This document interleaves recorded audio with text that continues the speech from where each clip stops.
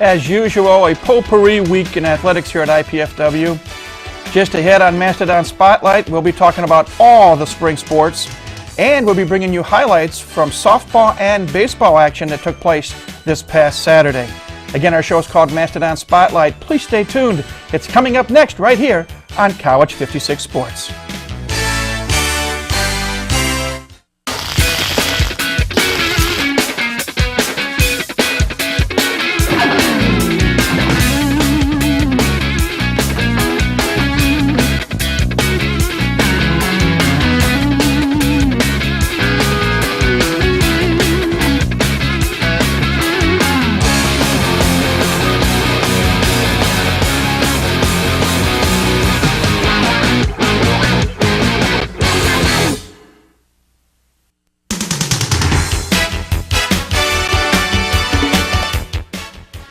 Hi again, everybody. I'm Mike Maz. Welcome to another edition of Mastodon Spotlight, brought to you in part by our very good friends over at Ryan Steakhouse.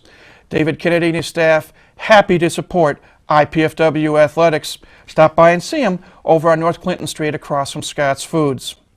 Well, as I said a moment ago, a potpourri week as usual here at IPFW on the athletic front. And as is our custom, we'll do a recap of what's transpired. We start our weekly recap on the golf course. Coach Jeff Marsh and his brand new men's golf team traveled to Avon, Ohio, suburb of Cleveland, this past weekend to participate in the Cleveland State Invitational. 54-hole event shortened to 36 by rain on the first day. IPFW finished in 8th place out of 10 teams. That's a good sign. Mastodons did defeat 2 schools.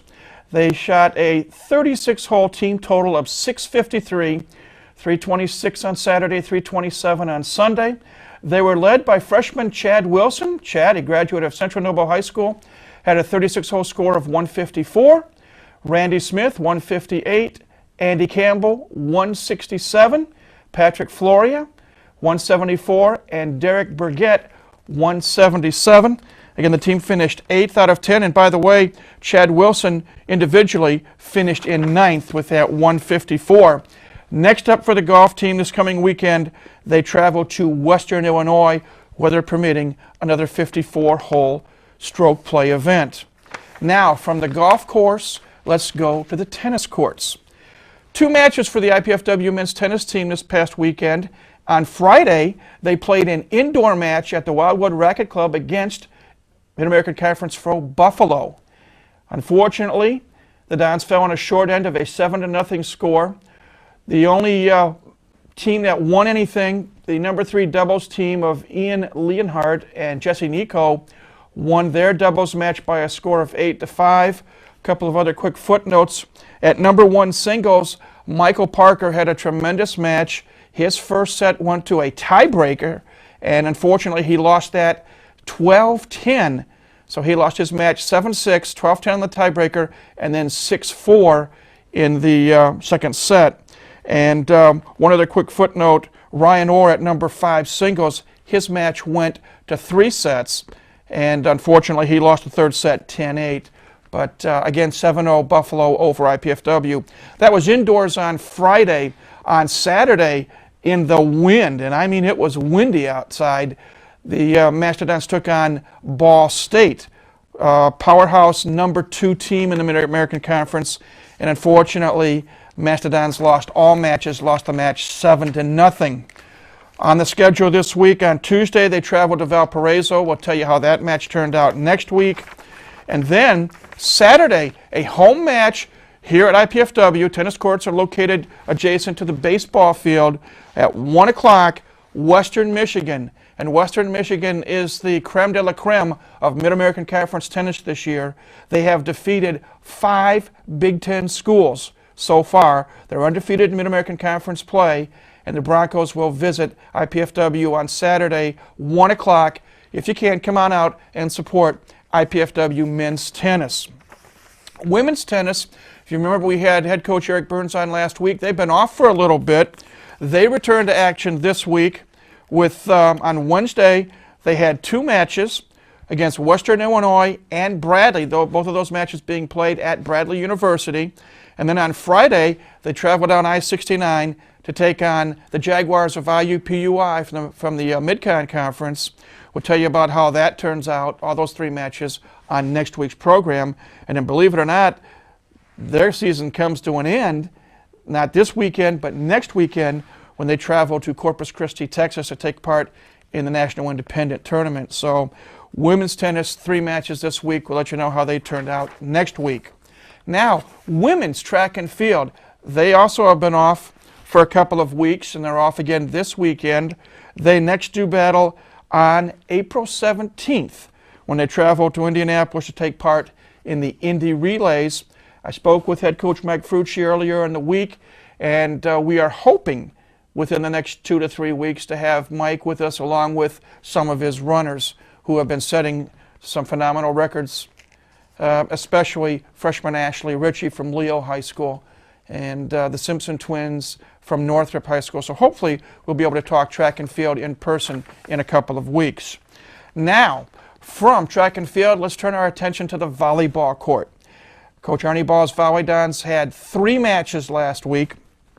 First match was last Tuesday at Findlay, Ohio. They took on the Oilers of the University of Findlay. Won the match in 4 sets. Scores were 30-17, 24-30, 30-25, and 30-23. Matt Zybszewski, 25 kills, 2 aces, and 5 digs.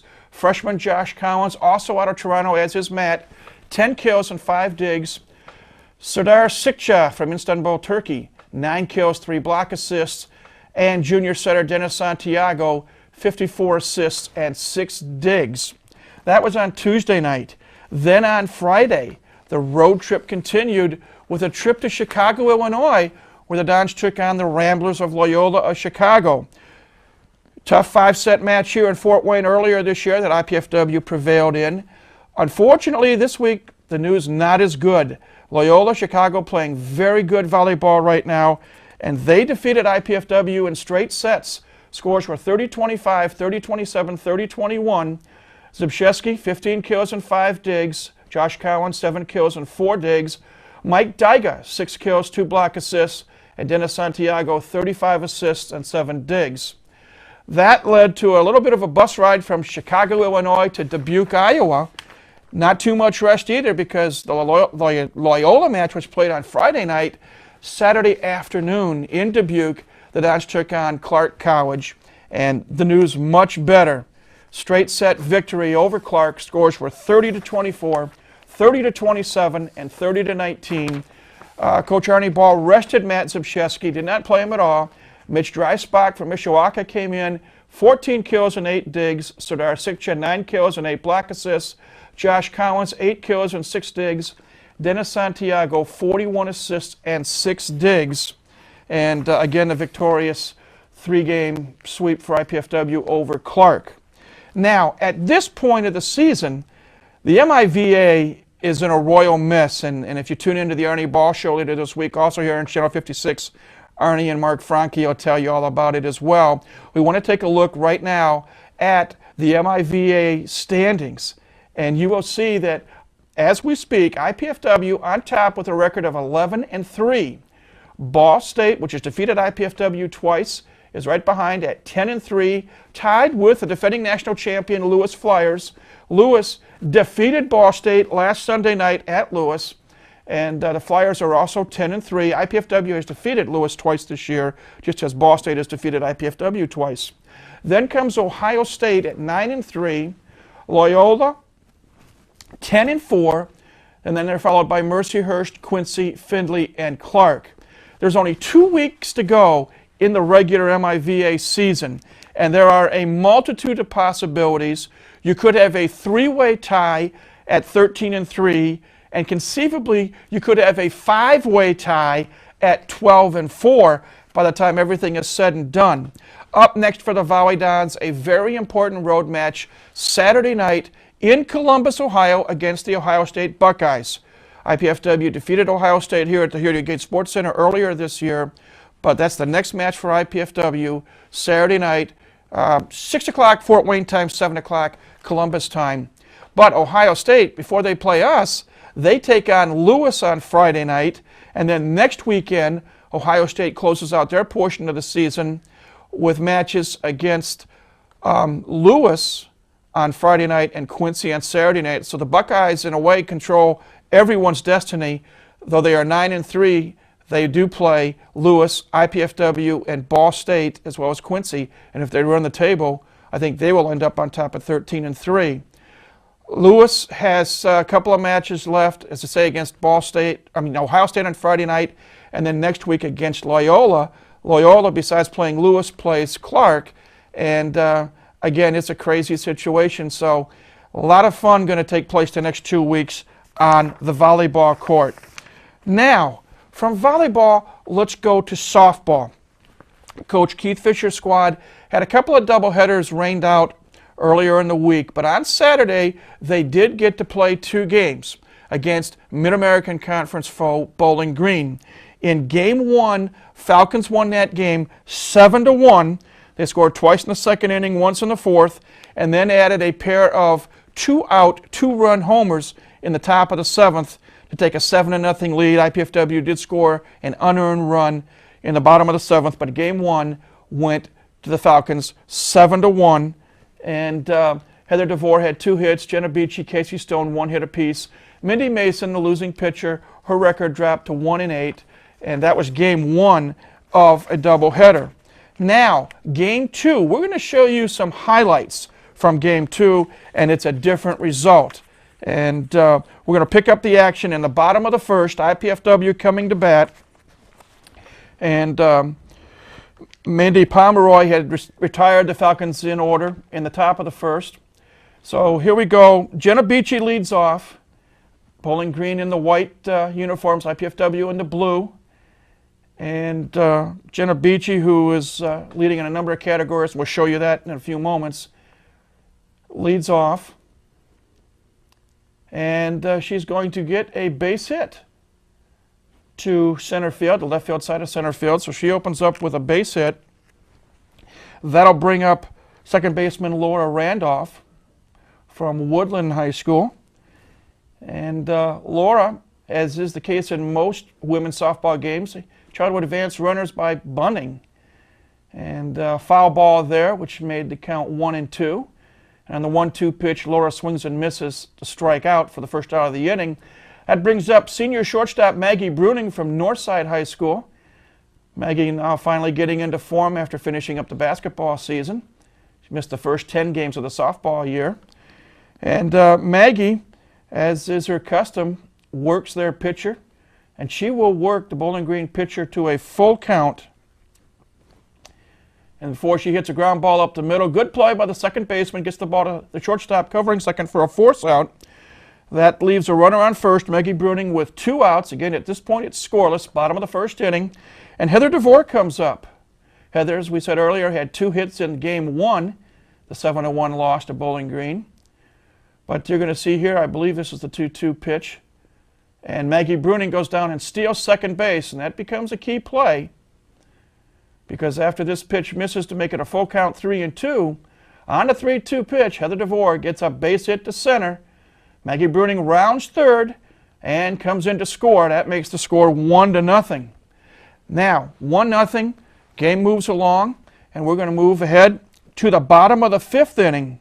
IPFW coming to bat, leading 1-0. And here we go. First batter is Carrie Butler. Freshman, first pitch, base hit up the middle. Carrie singles to center field. That'll bring up another freshman, Angie Pasquale from Homestead High School. And she's going to try to make a sacrifice bunt, drops it down. Third baseman picks it up and throws wide of the bag. Error on third base, and on the play, Butler moves all the way over to third. Runners on first and third, nobody out, and that'll bring up pitcher Mindy Pomeroy. Tries to squeeze, fouls the first pitch off, 0-1. Can't do it right the first time, try the second. She does, good bunt. And you can see the first baseman throws to first, and then Butler slides home. The coach thought that maybe first baseman tagged the runner, but the umpire said no. So it's now 2-0, and here we are, top of the 7th. Mandy Pomeroy trying not only for the victory, but for the shutout. First batter she's going to face is Ashley Zirkle. And She's going to foul a pitch or two off, and then she swings and misses. Strike three, first out of the inning. That'll bring up a pinch hitter, Jennifer Kernahan, and she bounces right back to Pomeroy, so it's 2 up, 2 down. Things look easy. Melissa Wagner at the plate, and she's going to hit a pop fly behind second base, and Laura Randolph dropped the ball for an error. So Bowling Green's still alive. They have a runner on first and 2 outs. Next batter, Abby Habit, comes up, and after taking a pitch, she's going to swing and hit a ball down the right field line, just fair, just inside the line. And moving over to third is Wagner. So now the runners are at first and third, 2 outs, 2-0 to score. And that'll bring up Janine Baca. She takes a strike. Count is 0-1. And then she knocks one back up the middle. Pomeroy gets it, tosses to first, out number 3, and the Mastodons win this game 2-0. So a big win for the Dons. They split the doubleheader, losing 7-1, winning 2-0. And there they are now 4-22 on the year. And real briefly, John, we've got some graphics. We're going to look at some quick stats for softball. There we go. Jenna Beachy leading in hitting, hits. Angela Grabchek in runs, doubles. Three-way tie in triples with 1 apiece. Grabchek leading in home runs with 2. Jenna Beachy leading in RBIs with 9. Total bases with 36. Carrie Butler, 6 stolen bases. Mindy Pomeroy, 2 wins and 43 strikeouts.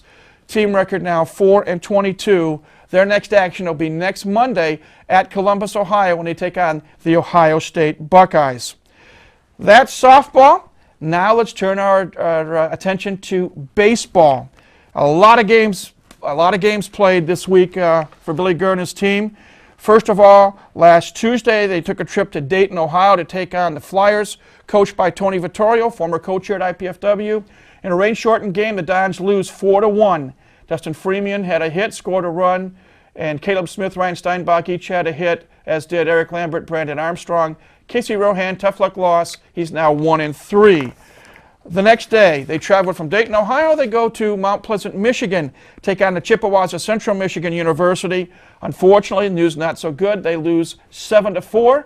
In this game, Freeman had 2 hits, scored a run, knocked in 1. Steinbach had a hit, scored a run, knocked in 1. Matt Hagedorn and Zach Walton each had a hit and scored a run. Eric Lambert, the loser. Again, final score there, 7-4. Back home on Thursday, the Dons took on Earlham College. The news much better. The Dons scored once in the first, 4 times in the fourth, once in the sixth, twice in the seventh. They win 8-2. Zach Walton, 3 hits, scored a run. Steinbach, 2 hits, scored a run, knocked in 2. David Zachary, a couple of hits, scored a run. Travis Johnson wins his first game of the year. Again, final there, 8-2. That leads us to Saturday. Doubleheader at home against Valparaiso from the Mid-Con. Dons have already beaten the Crusaders twice this year, and we're going to show you highlights from Game 1. And we're going to pick up the action. Bottom of the 5th, score tied, 1 run apiece. IPFW coming to bat. First batter, Dustin Freeman. And as we're going to show you in a little bit, he is now the leading hitter on this team, and he knocks a ball into the right center field gap, and he will motor into second base with a leadoff double. So Freeman on second, nobody out. That brings up Caleb Smith. Caleb Smith, up until Tuesday, the leading hitter on the year for the Dons. And he's going to take a couple of pitches. A throwback to second. Freeman back just in time. Little pickoff play attempted there. Next pitch, swung on and missed. Count now 1 ball and 2 strikes on Caleb Smith. And he's going to hit a fly ball to center field. Not deep enough for Freeman to move over to third, so Freeman still on at second. Now 1 out in the inning. That'll bring up Ryan Steinbach. Steinbach, the shortstop, as you'll see in a few minutes, a leader in a number of categories. And he is going to battle the Valpo pitcher. Here's a foul ball out of play. Steinbach, a right-hand hitter. Again, the weather-wise, it went from good to bad to worse. Temperature started dropping and the wind was howling, as you noticed in the softball game. Steinbach will run the count full at 3 balls and 2 strikes. I believe that's ball 3, if my count is right. set, pitch, swing and a miss. Steinbach strikes out for out number 2. At this point, Billy Gernon brings in Ryan Keena off the bench to pinch hit. And on the very first pitch, little looper over the second baseman's head into right field. Rounding third, heading home is Dustin Freeman. And that gives the Dons the lead at 2-1. Now we move to the top of the 7th. The lead still 2-1. First pitch, ground ball. Third baseman Tyler Fowler throws out Tyler Lowell for out number 1. Again, Dons leading 2-1. Jason Horvath on the mound, trying to go the distance and get the win. And he's going to face a batter by the name of Brian Zepka. And this is going to be a battle between pitcher and hitter. And going to have a couple of foul balls. There's a pitch wide. Can at this point score 2-1, IPFW, nobody on, 1 man out, top of the 7th. When they play doubleheaders, they play 2 7-inning games. Another foul ball down the right field line, just foul. And then you see a base hit to center field. So Zepka on at first with the 1-out single, and that'll bring up Jeff Rickert. And you'll see Horvath going to try to keep Zepka close at first base. Couple of throws over there. There was the first, and here comes the second. Jason, senior right-handed pitcher. Had a lot of scouts looking at him last year, as a number of scouts looking at him this year as well. And here is the first, and what turns out to be the last pitch to Rickert. Fly ball to left field. Keena in the game now, in left, makes the catch, throws the ball back towards second. The runner, for some reason, tried to go to second base on a relay from Keena to Steinbach to second baseman Brett Allwine. In time, third out, final out of the game. The Dons win 2-1, and Horvath wins his second game of the year. And again, Freeman, the big gun, 3 hits and scored a run. That was game 1 of the doubleheader. In game 2, Dons got the sticks out, and they scored 9 runs on 7 hits. They wins game 2, 9-3. Keena, 2 RBI hits in that ball game, a single and a double. David Zachary wins his team-leading 3rd win of the year in that game. Final in game 2, again, 9-3. Teams travel to Valpo on Sunday, another doubleheader, whether or not quite as good. In game 1, IPFW wins that one 4-2. Matt Hagedorn had 2 hits, knocked in a pair of runs. Allwine, 2 hits, scored a run, knocked in a run.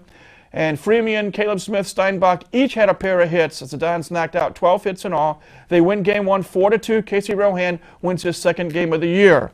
However, the bats went silent in game 2 as Valpo threw a 2-hit shutout and defeats IPFW 4-0. Dons also kicked the ball around a little bit as they had 4 errors. Caleb Smith, Zach Walton, the only base hits. Eric Lambert with the loss. And that made the record 10-17. And then on Tuesday of this week, the Dons entertained the Toledo Rockets in the Mid-American Conference. And boy, did they get the whooping sticks out as they clobbered Toledo by a final score of 15-6. And there were actually 5 home runs hit in this game. Tyler Fowler had 3 of those home runs, and he also knocked in a total of 7 runs. Dustin Freeman, 3 hits, scored a pair. Brett Allwine, 2 hits, scored 3 runs, knocked in 1. Keegan Laycock got his 1st win of the year. Again, 15-6 final IPFW over Toledo. Now, briefly, looking at some of the stats for men's baseball. And batting average, you see Dustin Freeman, 361. Ryan Steinbach leads in hits with 30, runs with 18, doubles with 6. There's actually a 4-way tie between Freeman, Eric Lambert, Matt Hagedorn, and Brandon Armstrong, 1 triple apiece. Tyler Fowler, with those 3 home runs hit Tuesday against Toledo, leads the team with 3 home runs. Ryan Steinbach leads with RBIs with 16, total bases with 36. Zach Walton, Ryan Keena, Dustin Freeman each have 8 stolen bases. David Zachary has 3 victories, and Jason Horvath has struck out 33 batters. Those are your statistical leaders. Up next for IPFW is on Wednesday they traveled to Michigan State, and we'll tell you about that result next week. On Thursday, they have a doubleheader here at home against Chicago State from the Mid-Con, and that begins at 2 o'clock. Then on Saturday, they have a 3-game, Saturday and Sunday, a 3-game series with the University of Detroit Mercy Titans from the Horizon League. Doubleheader on Saturday. First game starts at 1 o'clock, and then a single game on Sunday, and that starts at noon. So a lot of action at home for Coach Billy Gernon and the baseball team. Come on out, support the Dons. And they also next week will play on Tuesday at Illinois, Chicago. Believe it or not, that's it for a very, very busy week of athletics here at IPFW. And that's it for this edition of Mastodon Spotlight. We appreciate you tuning in to see what's going on with IPFW athletics. And we invite you to come back next week. And hopefully I will have a coach and a player to talk to as well. But again, we appreciate you tuning in to see what's going on with IPFW.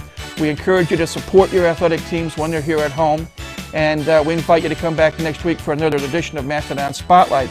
But until next week, and for our sponsor, Ryan Steakhouse, located on North Clinton Street across from Scott's Foods, this is Mike Moz saying, thanks for tuning in, have a great week, and go Dons!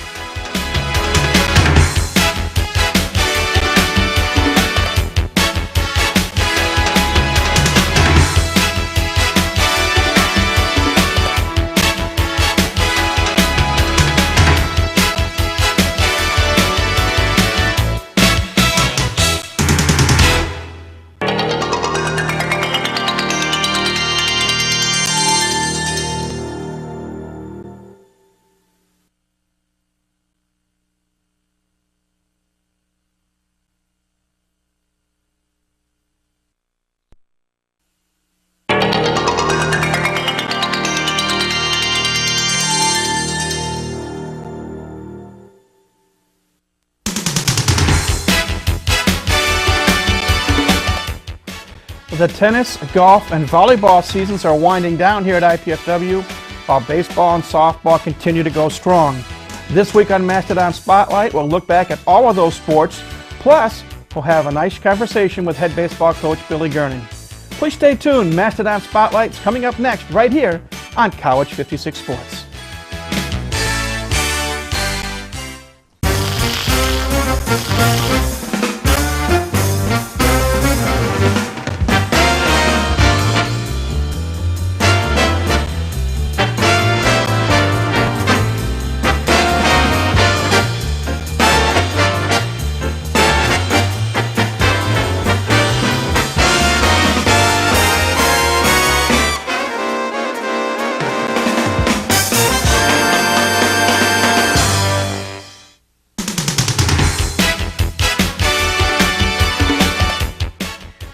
Hi again, everybody. I'm Mike Moz. Welcome to another edition of Mastodon Spotlight, brought to you in part by our good friends over at Ryan Steakhouse, located on North Clinton Street, across from Scott's Foods.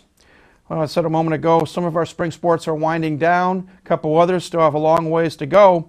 Let's begin our weekly review as to what's happened at IPFW on the athletic front with baseball. 6 games were played last week by Coach Billy Gernon's squad after we visited you last time here at Mastodon Spotlight. First stop, East Lansing, Michigan. Just a day after the Dons defeated Toledo 15-6, they went up to East Lansing, and the Dons were clobbered by Michigan State 12-1. Matt Hagedorn had a hit and the only RBI. Ryan Steinbach had a hit. Brent Allwine scored the only run. Travis Johnson suffered his first loss of the year. Final score, 12-1 Michigan State. That was on Wednesday. Then on Thursday, the Dons returned here to Fort Wayne. They entertained the Cougars of Chicago State University in a doubleheader. Game 1, the Dons let a lead slip away. Chicago State scored late, defeated IPFW 7-4. Zach Walton, 2 hits, scored a run, knocked in a pair. Caleb Smith, Dustin Freeman, and Ryan Steinbach each had 2 hits. Brent Allwine had a hit, scored a run. Jason Horvath lost. Again, final score in Game 1, 7-4. In Game 2, better result. The Dons jumped out to a 5-1 lead and held on. 5-4 win. Dustin Freeman, 3 hits, scored a run. Ryan Steinbach, 2 hits, scored once, knocked in 1. Caleb Smith, 2 hits, knocked in a run as well. David Zachary got the win. He's now 4-2. That was on Thursday. Then over the Easter weekend, the Dons entertained the Titans at the University of Detroit Mercy. Doubleheader on Saturday, Game 1, 14 runs on 16 hits. Brent Allwine, the big gun, 3 hits, scored 3 times, knocked in 6 runs. Ryan Steinbach, 3 hits, scored a pair. Tyler Fowler, 2 hits, scored a run, knocked in 3. Casey Rohan got his 3rd win of the year, again 14-1 in Game 1. In Game 2, The Dons had a lead, let it slip away. UDM came out on top 4-3. Caleb Smith, 2 hits, an RBI. Matt Hagedorn, 2 hits, scored a run. Brandon Armstrong had a hit, scored a run, knocked in a run. Eric Lambert, tough luck loss. He's now 0-4. Then on Easter Sunday, the Dons came back, won the final game of the series 8-3. Brandon Armstrong, 3 hits, 2 runs, 4 RBIs. Brett Allwine, Zach Walton, each had 2 hits, scored twice, and knocked in a run. Keegan Laycock got his second win of the year. At this point, the Dons are 14-20. We'll talk more baseball a little bit later. Now, softball. Team was off last week. Weather permitting, they've got games against Ohio State. Doubleheader on was Tuesday night. We'll let you know next week how that turned out. On Thursday, they're at Cleveland State. And then on Saturday, a doubleheader against St. Francis here at home. First pitch game 1 at 10 a.m. Now, from baseball, let's turn to tennis. Women's tennis team returned to action, had their final 3 regular season meets or matches of the season. Last Wednesday, they traveled to Bradley University, came out on the short end of a 6-1 score against Bradley. Francisco Solari and Joe Carey won one of the 3 doubles matches, 8-6. Jessica Vervinkt won the only singles match, 6-1, 6-love. Again, 6-1 loss to Bradley. After that match, they had another match against Western Illinois, played 6 singles matches, better result. The Dons on top 4-2. You can see Francesca Solari, Beth Miller, Lisa Bartelheim, and Jessica Vervinkt all won their singles matches. Again, Don win that match 4-2. Then on Friday, they traveled down I-69 to Indianapolis, took on the Jaguars of IUPUI from the Mid-Con. News not so good. They lost 6-1. Only victory by Lisa Bartelheim at number 5 singles. She won 6-4, 3-6, 10-6. At this point, the Dons have a 9-16 record. Regular season complete. They're finishing off the season by playing at the National Independent Tournament this weekend down at Corpus Christi, Texas. Men's tennis had 2 matches this week. On Wednesday, they took on, Thursday, they took on Valparaiso at Valpo, lost a tough match 4-3. They won 3 of the singles matches, but only 1 of the doubles matches. And again, a tough loss there. Then on Saturday, they entertained the Broncos of Western Michigan University, first place team in the Mid-American Conference. They played tough in a lot of matches. They were serving for the match at number 1 doubles, couldn't come up with it. They lost 7-0. They have 3 road matches this week. Thursday at Illinois, Chicago, Friday at Northern Illinois, and Sunday at Toledo. And we wish them well as well. Now, from tennis, let's turn to golf. Men's golf team, coached by Jeff Marsh, traveled to Kentucky to take part in the Greg Palmer Eagle Classic. It was supposed to be 54 holes. Rain shortened it to just 18. The Dons finished in 12th place with a team score of 328. Chad Wilson tied for 6th individually with a 75. That's 3 over par. You see there, Randy Smith had an 84. John Trapp, Matt Fry, Patrick Floria all finished with scores of 85. They have one more match to the men's golf team in their inaugural season this weekend. They'll be at Wright State University down in Dayton, Ohio. That leaves us with volleyball. Coach Arnie Ball's 13th ranked Volley Dons traveled to Columbus, Ohio last Saturday night for a match against the 14th ranked Buckeyes of Ohio State. Tough match. We're going to show you a critical point in the match. It is game 4. Ohio State's up 12-10. They're in the white. They're serving. The Dons are in the blue. And you're going to see ball hit out of bounds by Ohio State. But as you're going to see here, the head official changes the call. Afterwards, we were told that they claimed that somebody from IPFW touched it. That brought Arnie Ball up to talk with the officials. He's talking with the down official here, asking what's going on, what happened, why'd you change it? And as you see here, he turns around to talk to the lead official, and the trail official is signaling, give him a card, give him a card. So the up official, or the head official in that match, gave Arnie a yellow card. As you see, Matt Smashewski, the team captain, looking at the head official. And Arnie is starting to get hot. And all he's wanting is an explanation.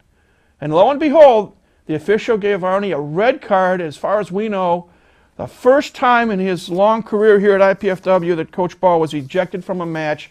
As you see him walking off. We're gonna show you this play one more time in slow motion. Again, Ohio State serving, The Dons returning. Ohio State seemingly hit it out of bounds, wide, and yet the official changed the call from Ohio State point, which would have made the score 12-11 with IPFW getting the serve, to Ohio State leading 13-10. Ironically, that was in Game 4. The Dons had lost 2 of the first 3 games they were up. They won the first game 30-23. They were up 26-22 in Game 2, had 3 game points, lost it. They lost Game 3 as well, 30-24. They came back to win Game 4, 30-27, but then lost the 5th and deciding game, 15-7. They lose the match 3-2. They dropped to 13-9 overall, and more importantly, in the MIVA, they were knocked out of first place. Going into the final matches this weekend, and we'll show you the quick graphic of the league standings. IPFW technically tied for 3rd with Loyola at 11-4. Ball State and Ohio State tied for 1st at 11-3. They meet in Columbus on Friday night. Loyola plays Lewis Wednesday night, and we'll let you know next week how that turns out. And then you see the rest of the standings. 1 league match left for the Dons. That's on Saturday night at Mercyhurst. That will play nationally ranked Penn State on Friday night, and then they'll begin postseason play next weekend, hopefully at home. But we'll let you know who they're going to play against. Tough match in Columbus. That's what happened last week here at IPFW. When we come back from this break, we're going to sit down with head baseball coach Billy Gernon to discuss IPFW baseball. Please stay tuned. Mastodon Spotlight returns in just a moment.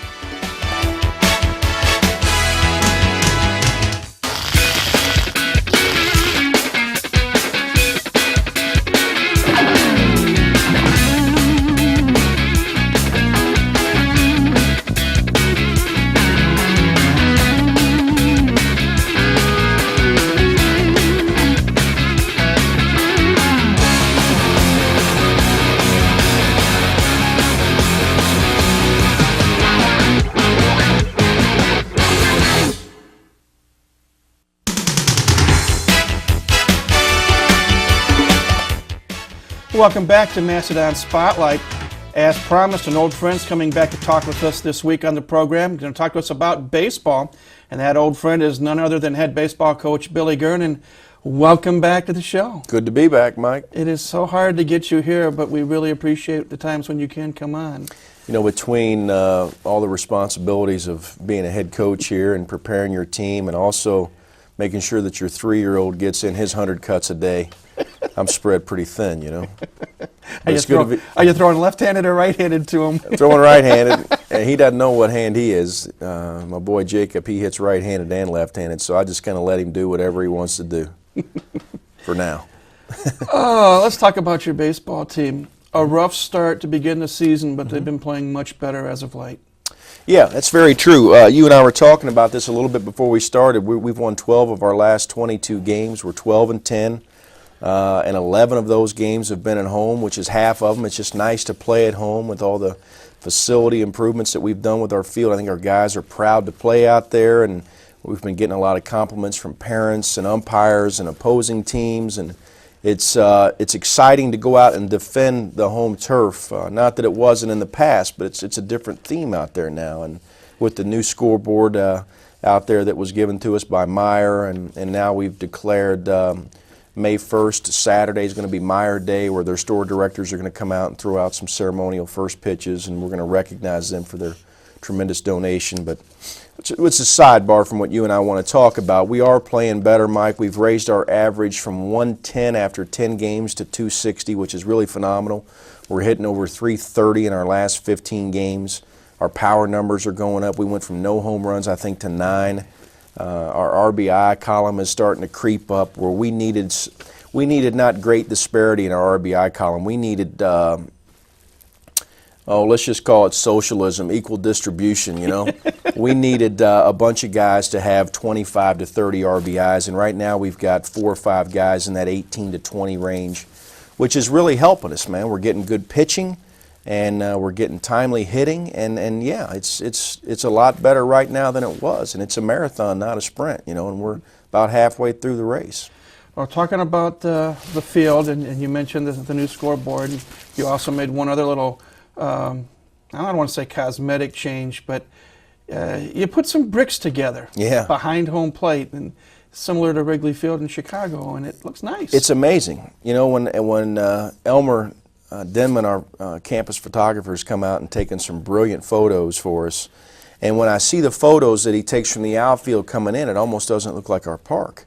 You know, we've got the bleachers in the back now, and it's something I'm extraordinarily proud of. Our players and my assistant coach Nick Oddie and some other people in our office were instrumental in helping us get that done. And we had to raise the money, which was understood and accepted, you know, but we needed a team effort, and we got it, and it's just nice. It's really nice to have quality facilities. It really is. Well, what we want to do now is we want to show off the field a little bit and show off your ball club. Sure. And John's going to start. This is a game that was played. We actually showed these highlights last week, but now we can get your expert commentary on them. This was a game against Valparaiso. It was a doubleheader, game one. And again, look, we're on the defense. We're in the white jerseys. Valpo's at bat. And again, the field, yeah, you're right. The field looked tremendous. And this is when the team started playing a bit better. In this particular game, this is Rickert. This is one of Valpo's better players, a shortstop. Jason Horvath throwing for us. He has been a staple in our program. He's a senior. He's on his way out along with the lone other senior, Casey Rohan.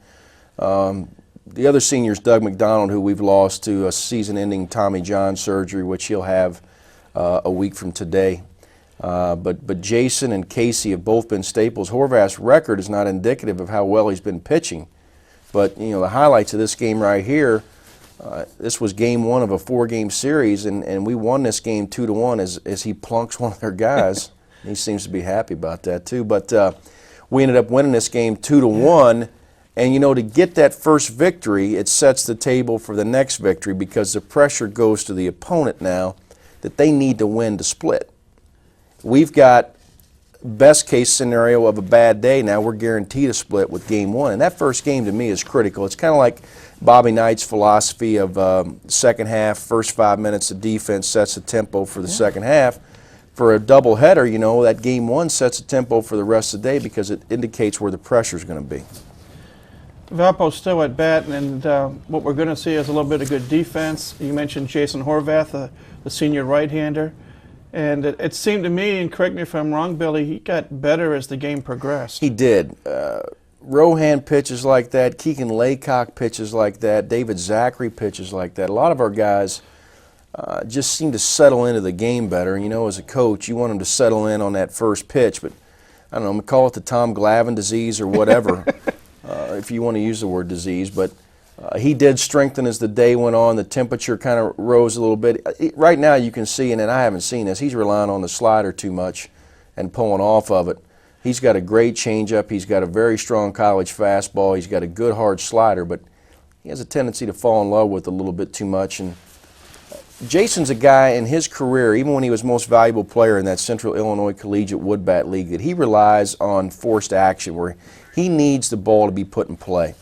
And when he puts the ball in play, when he puts the ball in play, gives his defense a chance, and he's really a ground ball guy. The bases are loaded here, and you just see he struck out a batter, and he's going to get out of this. Well, he was 3-0, and the guy thought it was ball 4, and then, and then we get this critical double play, And Horvath's pumped. He brought some energy in, a little momentum shift. Now, this is Tom Stark. This is Valpo's #1 guy. He just went down and beat Centenary at Centenary this past weekend. Valpo won 3 out of 4 down there and have put themselves in the hunt for that mid-con title.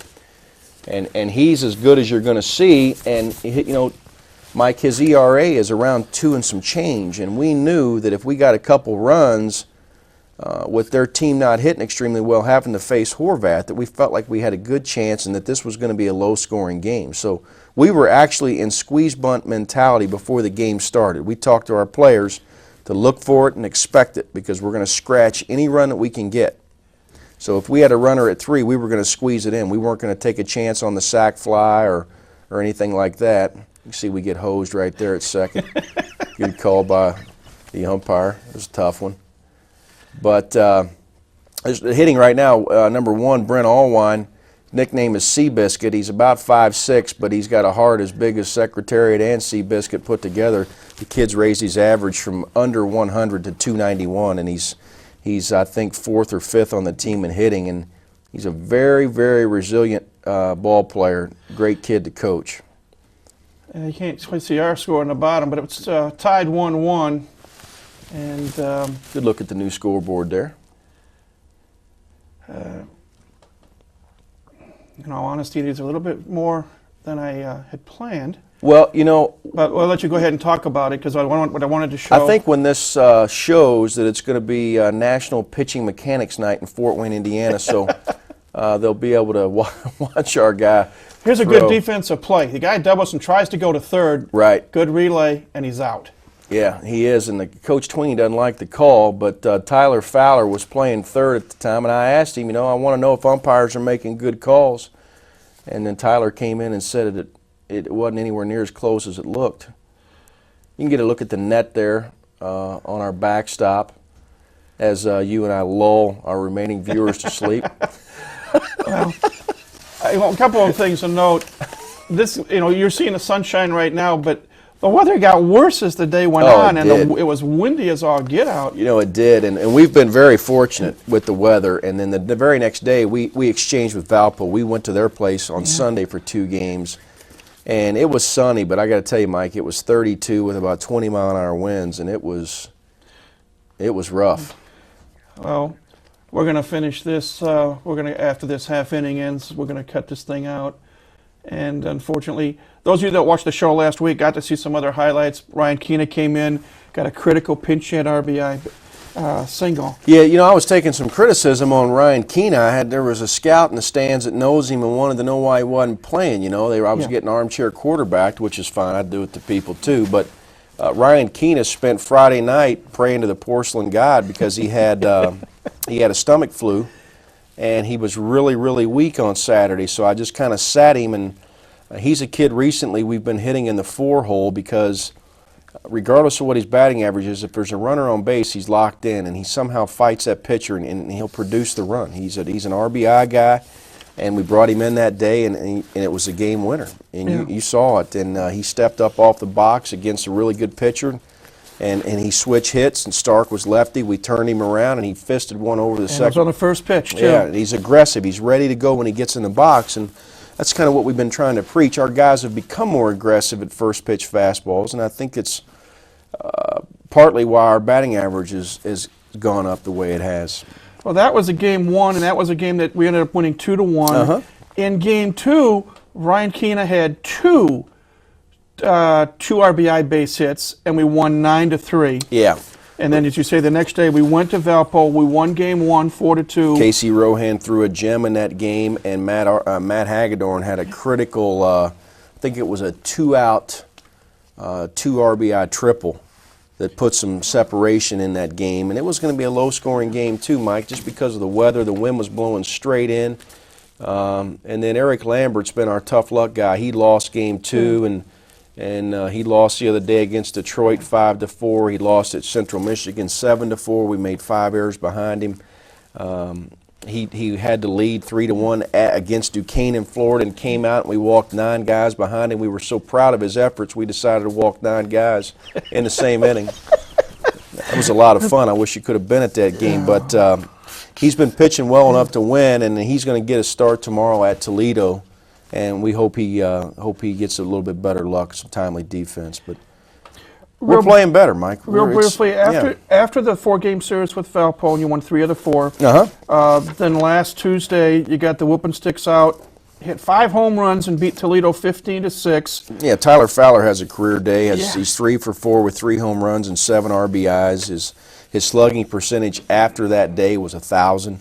And Keegan Laycock, who's been an intermittent starter for us, and he's trying to pick up some slack for Doug McDonald, who was our fearless closer and almost unhittable. Got a spot start against Toledo, and he brought his game, and we did. We played well, we hit well, and it was National Student Athlete Day, and Matt Newman had coordinated a lot of things with the students. The Chancellor was out. We had probably 300 fans there, and the sun was shining. We beat a MAC school. It was a good day. Yeah. Unfortunately, the day after that, reversed. Michigan State put a whooping on you 12-1, but then you came back, you split with Chicago State. Tough luck, first game lost because you had the lead going in the top of the You know seventh. what, Chicago State, I'm not embarrassed to say it, even though you as a coach, you go through and you check off some games you think you're going to win, and no disrespect to them, but we're 6-1 against them, or no, 6-2 against them in the last 3 years. And they brought their number one guy in here, and he's a very good arm. A kid named Paul Darby, and we knew that he was going to throw, and we started Horvath.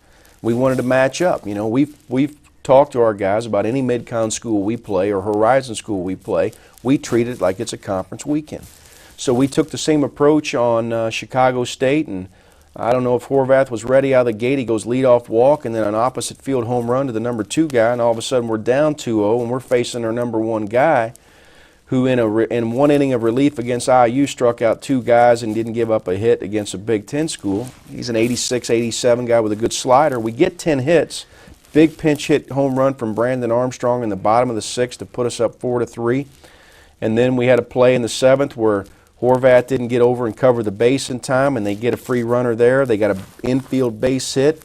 Then they had a bunt base hit where our third baseman at the time, Ty Tornincasa, just didn't get a good read on it. So we gave him about 5 or 6 outs, double play ball to the second baseman that hits the lip and goes over his head, They're not excuses, they're just part of the game, and sometimes they go your way and sometimes they don't. And that Darby kid, I took my hat off to him. He battled, and he deserved to win that game, and he won it. He came back and won the next one.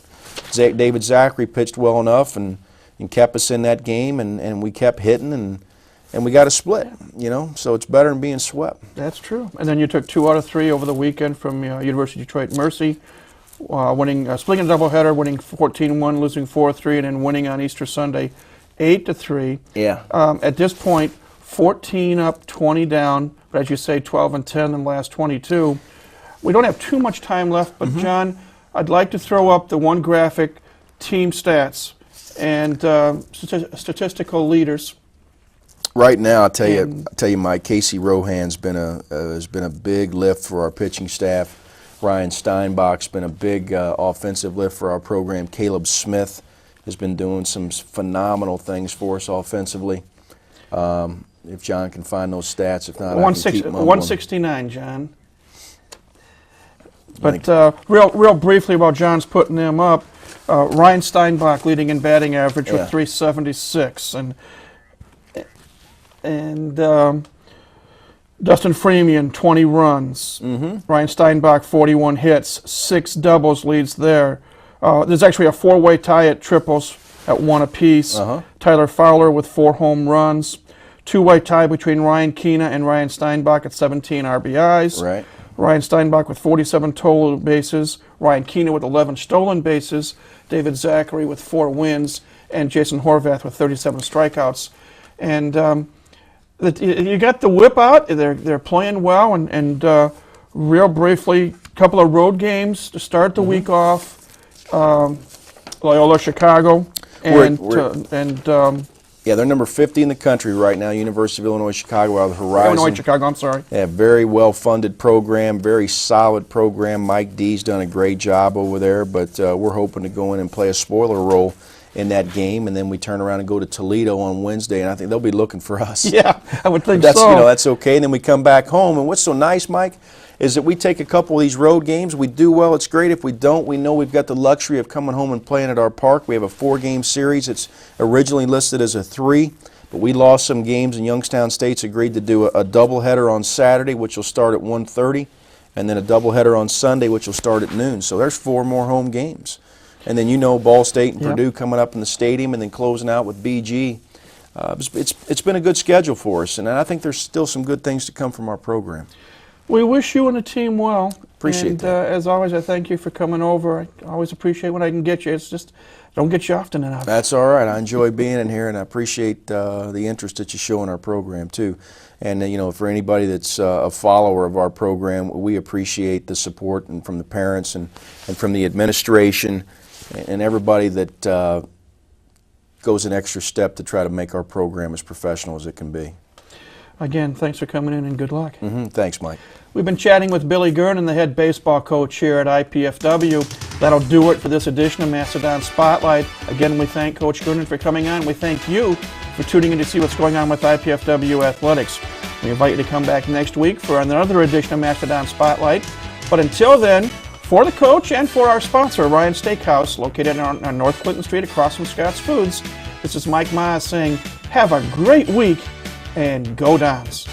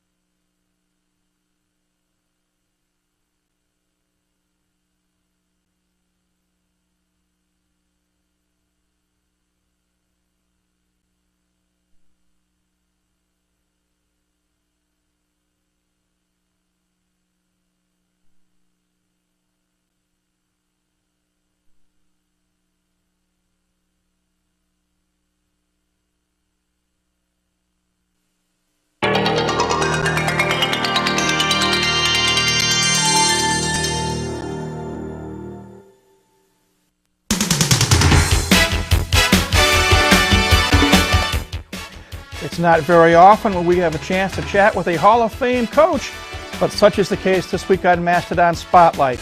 We'll have that chat, plus look at action on the athletic front on Mastodon Spotlight. Please stay tuned. It's coming up next right here on College 56 Sports.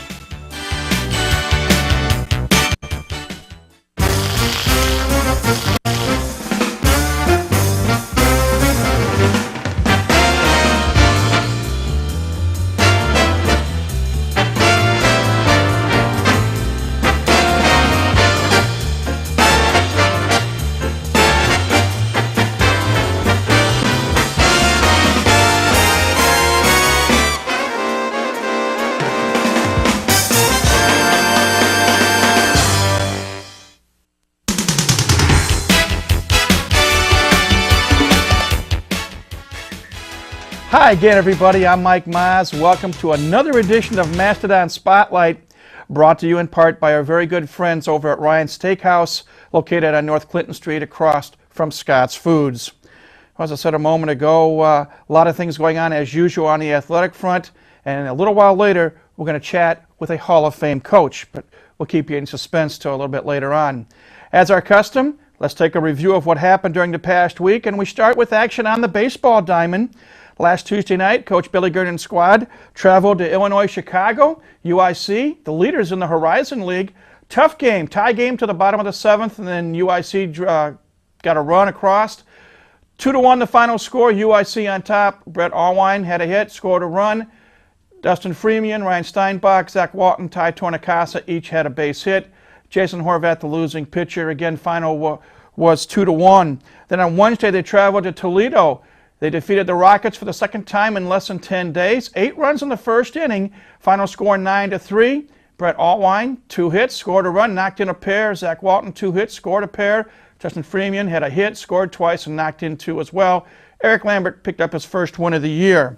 Then on Saturday, doubleheader against Youngstown State University. Game 1 goes to the Penguins. Final score 6-1. Dustin Freeman, 2 hits, scored the only run. Ryan Keena had a pair of hits. Tyler Fowler had a hit as well. Jason Horvath got touched up early, lost. He's now 2-7. In Game 2, YSU on top on that one, 6-3. Ryan Steinbach had 3 hits. Eric Lambert, Tyler Fowler, Matt Hagedorn each had a base hit, scored a run. Caleb Smith, Ryan Keena, and Zach Walton each knocked in a run. Keegan Laycock suffered his 3rd loss of the year, again 6-3 in Game 2. On Sunday, the teams played another doubleheader. Better luck for the Mastodons. In Game 1, the team came back from a big deficit. They were down 5-1 in the 4th, scored once in the 6th and 4 times in the 7th, and won 7-6. Tyler Fowler, 2 hits and an RBI. Brett Allwine, 2 hits, scored a run. Ryan Keena had a base hit and knocked in a pair. Casey Rohan went the distance, raised his record to 4-3. Then in Game 2 on Sunday, The bats got booming. 13-5 triumph for the Mastodons. Brett Allwine, 3 hits, scored a run, knocked in 2. Zach Walton had 2 hits, scored 3 times, knocked in a run. And Matt Hagedorn had a hit, scored 3 times, and knocked in a run. David Zachary got the win. He's now 5-2. At this point, the team is 17-23 overall and playing a very good baseball. Now, from baseball, let's go to the softball diamond. Coach Keith Fisher's squad was supposed to have played Ohio State in a doubleheader. They tried on 2 occasions, but Mother Nature said no way. They did get in 2 games last week. On Thursday, they traveled to Cleveland, Ohio, took on the Cleveland State Vikings. And in game 1, tough luck, 8-inning loss, extra inning loss, 2-1 to score. You'll see Jenna Beachy, she had a home run, which accounted for the only hit and the only run scored and the only run driven in. Mindy Mason went all the way, struck out 10, but suffered a tough luck loss. Again, final in game 1, 2-1. In game 2, Vikings defeated the Mastodons 5-3. Maggie Bruning had a couple of hits, knocked in 3 runs. Jenna Beachy had 2 hits, scored a pair. And Casey Stone, Angela Grabchek, Angie Pasquale, and Angela Johnson each had a base hit. Mindy Pomeroy suffered the defeat. Her record is now 2-6. Overall, the softball team is 4-24. And I think next week we'll talk about some statistics. Now, from softball, let's go to golf. Final match for the inaugural season for the IPFW men's golf team took place at Wright State University, the Bullock Collegiate Classic, and 54-hole event. IPFW finished in 14th place. They were led by Randy Smith from Columbia City, had a 54-hole score of 238. As you can see, rounds of 74, 82, and 83. Matt Fry, 246. Chad Wilson, 249. Patrick Floria, 252. And Patrick Leffers with a 54-hole score of 260 strokes. Now, from the golf course, let's go to the tennis court. Men's tennis had 3 matches on the road last week. We started off with a match on Thursday at University of Illinois Chicago. Unfortunately, the news not good. Final score was 7-0. The Dons did win 1 of the 3 doubles matches. Michael Parker and Carlos Gonzalez won their match 8-6, but unfortunately no team points. That was on Thursday. Then on Friday, they traveled to Northern Illinois to take on the Huskies. And again, the news not good. Final score was 7-0. Northern Illinois giving Western Michigan a run for their money in the Mid-American Conference. And then on Sunday, the final regular season Mid-American Conference match for the Mastodons. They traveled to Toledo, lost a tough 4-3 score. And you see there Parker and Gonzalez again winning at number 1 doubles, 8-5. At this point, the team is 7-15, getting ready to participate in the Mid-American postseason tournament later this week. Women's tennis, if I get my tongue untied, finished their season last weekend down in Texas. They took on Texas A&M Corpus Christi on Friday. Unfortunately, they lost all their matches, lost a match by a score of 7-0. And then on Saturday, they completed the season. They took on University of Texas Pan American, and they lost that match 6-1. Beth Miller, Jessica Vervinkt won their doubles match 8-1, and Michelle Humphrey won her singles match 6-3, 6-love. Final record for the women's tennis team, 9 wins and 18 defeats. From tennis, let's go to track and field. The women's track and field team participated at the Indy Relays down in Indianapolis last weekend. 3 new school records. Nicole Crone set a record in the javelin, tossing at 30.24 meters. She also set a new school record in the hammer throw with a throw of 42.98 meters. And in the 3,000-meter steeplechase, sophomore Lauren Simpson from Northrop High School set a school record in a time of 11 minutes, 19.01 seconds. And their next action for the women is going to be this coming weekend at the St. Joseph's Invitational over in Rensselaer. Now, we turn our attention to men's volleyball. 2 matches to wrap up the regular season for Arnie Ball's Volley Dons this past weekend. On Friday night, they traveled to Penn State. The 7th-ranked Nittany Lions defeated the Dons earlier here in Fort Wayne. Tough 5-set match. Dons won the first set 30-24, lost sets 2 and 3 by scores of 35-33 and 30-21. Came back to win set 4, 30-17, but they lost the 5th and decisive set 15-11. Matt Zbyszewski, 23 kills, 10 digs, 6 aces. Josh Cowens, also from Toronto, freshman, had 15 kills and 7 digs. Sadar Sikcha, 14 kills, 5 block assists. And center Dennis Santiago with 55 assists and 8 digs. Again, a tough 5-set loss on Friday night. Then on Saturday night, they traveled to Mercyhurst College to complete MIVA action. Better news for the Dons in this match. A straight set win, 30-28, 30-26, and 32-30 were the scores. Matt Zbyszewski with 11 kills and 2 digs. Cristiano Moreira, glad to see him back from his knee injury. He had 10 kills and 2 digs. Josh Cowens, again the freshman from Toronto, 5 kills and 4 digs. And Dennis Santiago had 30 assists and had 8 kills as well. So the regular season is complete, and we'll take one final look at the MIVA standings. And we see that Ohio State was the regular season champion in the MIVA. They had a league record of 13-3. Overall, they're 20-8. You'll see Ball State, Loyola, and IPFW in a second-place tie in the conference, all at 12-4. Tiebreaker system, those are the seedings for the tournament. Ball State was seeded second, Loyola third, IPFW fourth. Lewis, 11-5, they are fifth, followed by Mercyhurst, Findlay, Quincy, and Clark. Now, the MIVA tournament gets underway this weekend. On Friday night, Mercyhurst will play at Loyola, and then on Saturday night, Quincy will be at number 1 seed Ohio State. Findlay will be at number 2 seed Ball State. And here at the Hilliard Gates Sports Center, the 4th seeded Valley Dons will entertain 5th seed and defending national champion, the Lewis Flyers. The Dons have beaten the Flyers twice this year. Can they make it a third straight? We'll find out on Saturday night at 7 p.m. Hope you can come out. At the time we're airing this show, we don't know if we're going to be able to televise it or not, but stay tuned to Channel 56 during the week. If we are able to televise it, we'll have some announcements to that effect. Now, 2 other notes in regards to volleyball. Number 1, for the 4th time this season, and I'm going to be doing some more research and hope to let you know next week, this may be a school record, but Matt Zbyszewski, the senior academically, junior athletic eligibility-wise from Toronto, Ontario, 4th time Matt is named the MIVA Player of the Week, and for his efforts against both Penn State and Mercyhurst. And heading into the MIVA postseason tournament, Zbyszewski in the conference, leading in points per game, averaging 6.7 points per game, over 5.5 kills, and almost .60 service aces per game, and nationwide, in the nation, 6.80 kills and 5.70 kills per game, is number 1 in the country, and he's tied for 4th nationally in aces per game at an even .500. So congratulations to Matt Zbyszewski, the leader of the gang, so to speak, for IPFW men's volleyball.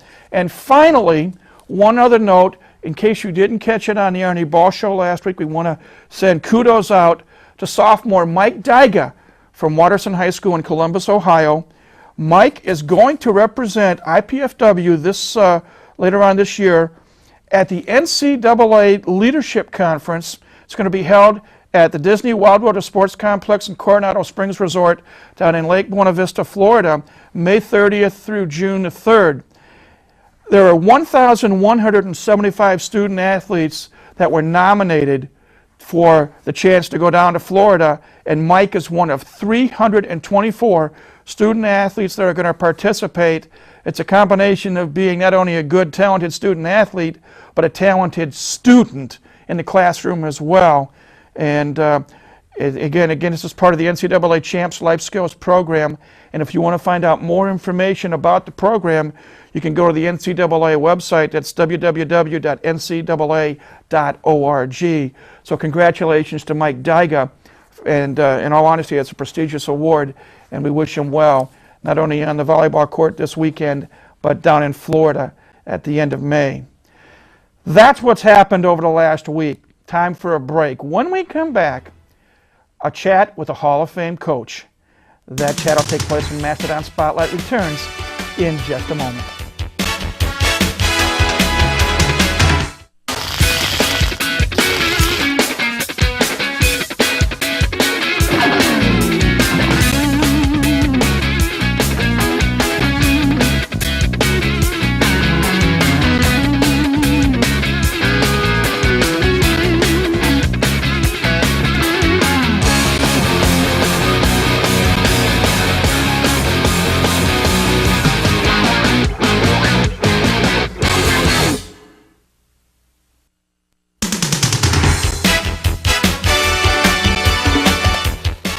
Welcome back to Mastodon Spotlight.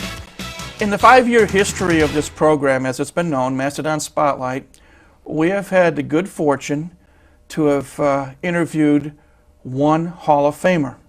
And that was earlier this year, in fact, our first broadcast of the 2003-2004 season, where we spoke to Jerry Yeagley, the now retired head soccer coach at Indiana University. And this is kind of a momentous week here because we have a chance to speak to a second Hall of Famer, and he's a member of our own athletic staff here at IPFW. We're happy to welcome back to the program Hall of Fame soccer coach Terry Stefankowitz. Welcome back and congratulations. Thank you very much. I know we mentioned it earlier in the year, but back in February, you were honored and you were the only inductee this year into the Indiana Soccer Hall of Fame down in Indianapolis. If you can recollect, talk about that night and well, it was a great time for me, but you know, it just means that I'm getting old. There's been a lot of soccer that's gone under this bridge. I've been really fortunate to be around good people, and you're only successful when you're around good people. And Mike Harper, my assistant, and the IPFW family that built the showcase and built the Hefner Field has brought good players, and the players, both past and present, my hat goes off to them. If you want me to talk a little bit about the evening prior, that was the amazing thing. Mike Harper and my wife threw a surprise party for me.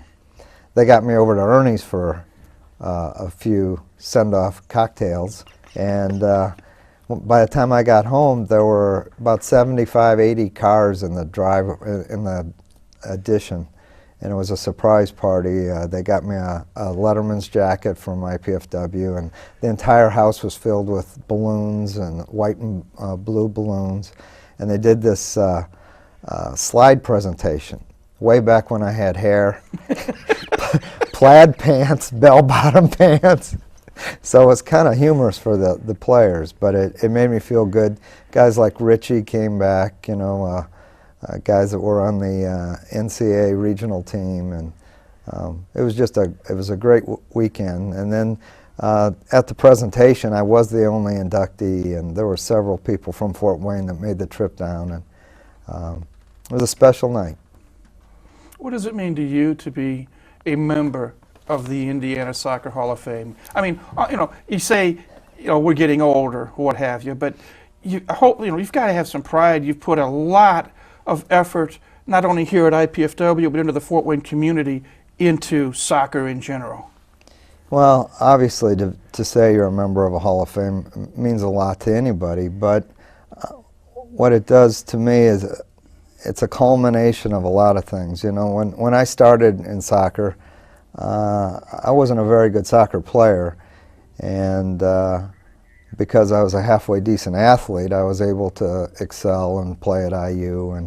And then when I got out of school, we started a youth program here that's flourished, and now you've got thousands of kids playing in Fort Wayne. And there again, a good start was with a group of people who cared so much about youth soccer, and those people are still involved. And it's just the associations you have. And then with Jerry Yeagley always being in the background and being there for advice, being around good people and being directed properly has been a big plus for me.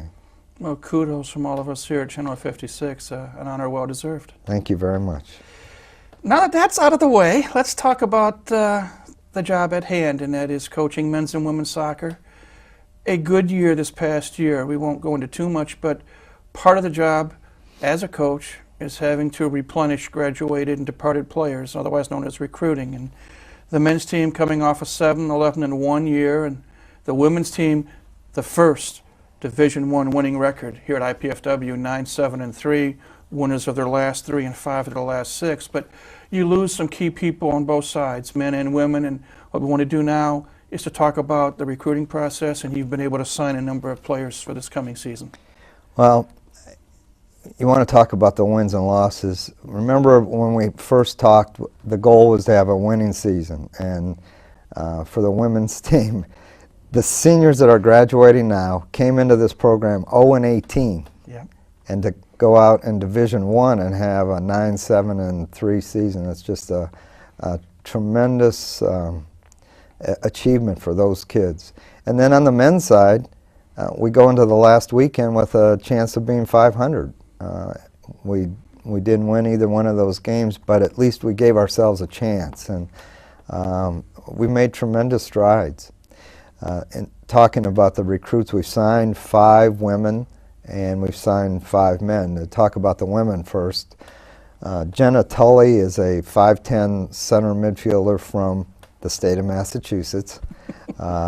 We think she's going to be an outstanding player. She's great in the air. We've never had a player that can head the ball quite like Jenna can, and being 5'10" helps. And then we have Ashley Bernardi out of Portage, Indiana, and she's a midfielder who resembles Corinne Michalski. Fireplug, really determined, hard-nosed kid, and we think she'll come in and help us right away as well. We're real excited about a local signing, and that's Becky Teets from Concordia High School. She plays on my club team, and she's an outstanding defender. And the thing we like about Becky, she was a basketball player, and she's very athletic, and she can get us in attack, and she's about 5'10" as well. So we think we've got a really good one locally with Becky. Melissa Ellison is our first recruit out of North Carolina, and she's a 5'10", straight-A student forward, and she's the daughter of Mitch Ellison, the soccer coach at St. Francis. And maybe this goes back to our Hall of Fame kind of thing. Here's a relationship, I think out of respect, Mitch is sending his daughter, who's one heck of a soccer player, to IPFW to play. So we're really happy to have her. She's an excellent player. She's on the state team in North Carolina, leading scorer at her high school, and just an incredible prospect. Jenny Thornton is from South Bend, and she's a utility player that can play anywhere on the field. She can play defense, midfield, and forward, and we'd like to have one of those type players that we can plug in, and she'll be a great role player. We just got a verbal commitment out east. I can't tell you who she is, but we think she'll be the most exciting of the recruits. So that would make 6. And then if you want to jump right into the men's side, Be my guest. we've signed 5, and you talk about keeping local kids here. Signing Michael Nitter, the first All-American high school All-American soccer player who stayed in town, and his quote in the newspaper is, "I'm going to help IPFW to the NCAA tournament." That's the kind of attitude we want. And his brother played here. Both of his brothers, Brian and Tim, were captains here at IPFW, and Michael, I hate to say it to Brian and Tim, but we think Michael is the best of the 3. We had Brian on his program a few years ago, believe it or not. Yeah, and Brian played on that team that were regional champions, and he was a great sweeper. But when Tim and Brian were playing here at IPFW, Michael was only 7 or 8, and they were taking shots at him. They toughened him up. And then we signed 2 forwards from England, Chaz Perry and Adam Beckett. We've lacked that scoring punch, and Adam brings a speed and aggressiveness, and Chaz brings the creativity to the program. Another one from Michigan, from Battle Creek, is Evan Koss. He's a first-team All-Stater. He's going to play with the Kalamazoo Kingdom in the PDL right out of high school. He's about 6'4", and he's strong and fast, and I think he'll be an impact player as well. And then a state player that's kind of a surprise, we found him at the IU soccer camp. He's from East Noble, is Drew Lear. Drew is not a very big player, but he's wiry and he's quick, and we think he'll help us. If I can go back real quickly, one silly question. The 2 incoming players from England, in all honesty, how much input did Ian Lulia have? We sent Ian specifically to England to recruit. We can announce two. And he came back. Yeah, they came back and he landed. He was fishing and he caught two big ones. We can't make any comments yet, but we're not done. A heck of a recruiting class, on the sounds of it, both men and women. I can honestly look you in the face and say that we think that this is not the best. It's by far and away the best men's and women's recruiting class ever here. We don't have too much time left, unfortunately, but we would not be fair to you if we didn't ask you how things are progressing for Soccer Showcase 2004 coming up in August. It'd be hard to believe it'd be number 5 for the men, number 4 for the women. Yeah, well, What can you tell us about it? Well, we're pretty well set. We've got 13 teams. On the women's side, we have 7. IU, Kentucky, of course, IPFW, and we'll be playing Miami of Ohio, which is a great school out of the MAC conference, Purdue, DePaul, and Northwestern. So it's a regional group, but big names. And I think the other thing is with DePaul, it brings Lindsay Deason back from Snyder, and with Purdue, you got Jenny Moppert who graduated, but now Addie's going there, so you got the Canterbury flavor as well. On the men's side, we have 6 teams. Typically, we have Kentucky and Michigan State. IUPUI, I don't know how we let them in here, but Stevie Franklin's been good to us, has invited us to several of his tournaments, so we've invited him up. And then IPFW, and then we're most excited about the rematch of the national championship. St. John's will play IU. And that'll be the first match for Mike Freitag? First match for Mike Freitag, and what a way to start. And his ex-boss, I think, will be back watching from the I'm stands. sure Jerry will be here. And then, to top it all off, St. John's will play Indiana Friday night in the premier game, and then Saturday night in the premier game, IU national champions will play IPFW. Whoa! Stay tuned, folks. We'll tell you more about this as the spring and summer progress, and that's tremendous news. That is tremendous news. It really is. Thank you for coming back and coming on somewhat short notice. We always enjoy having you. Again, congratulations on your induction into the Indiana Soccer Hall of Fame, and Thank you. we look forward to chatting some more, getting ready for the upcoming season come August. But thanks for coming over. I appreciate it.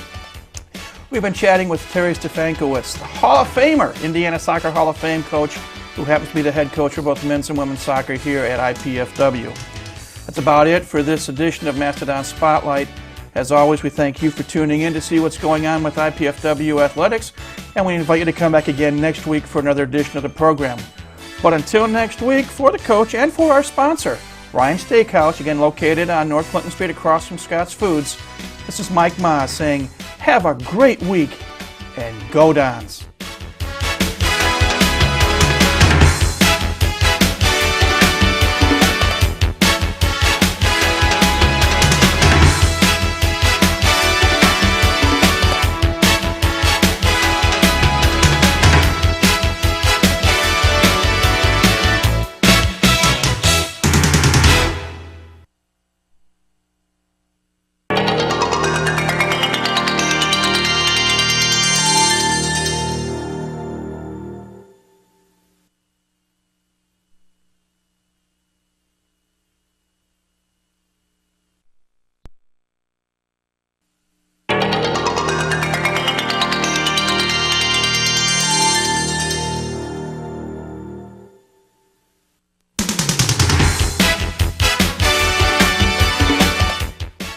School year is winding down. That means athletics are winding down as well.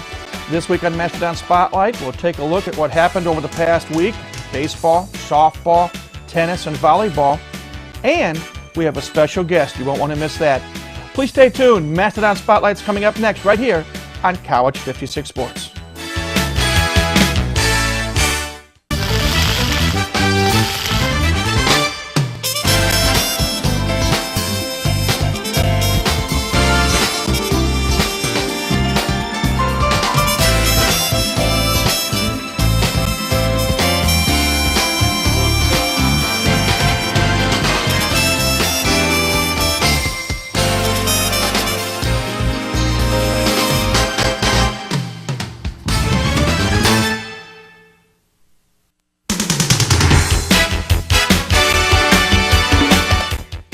Hi again, everybody. I'm Mike Maz. Welcome to Mastodon Spotlight, brought to you in part by our good friends at Ryan's Steakhouse.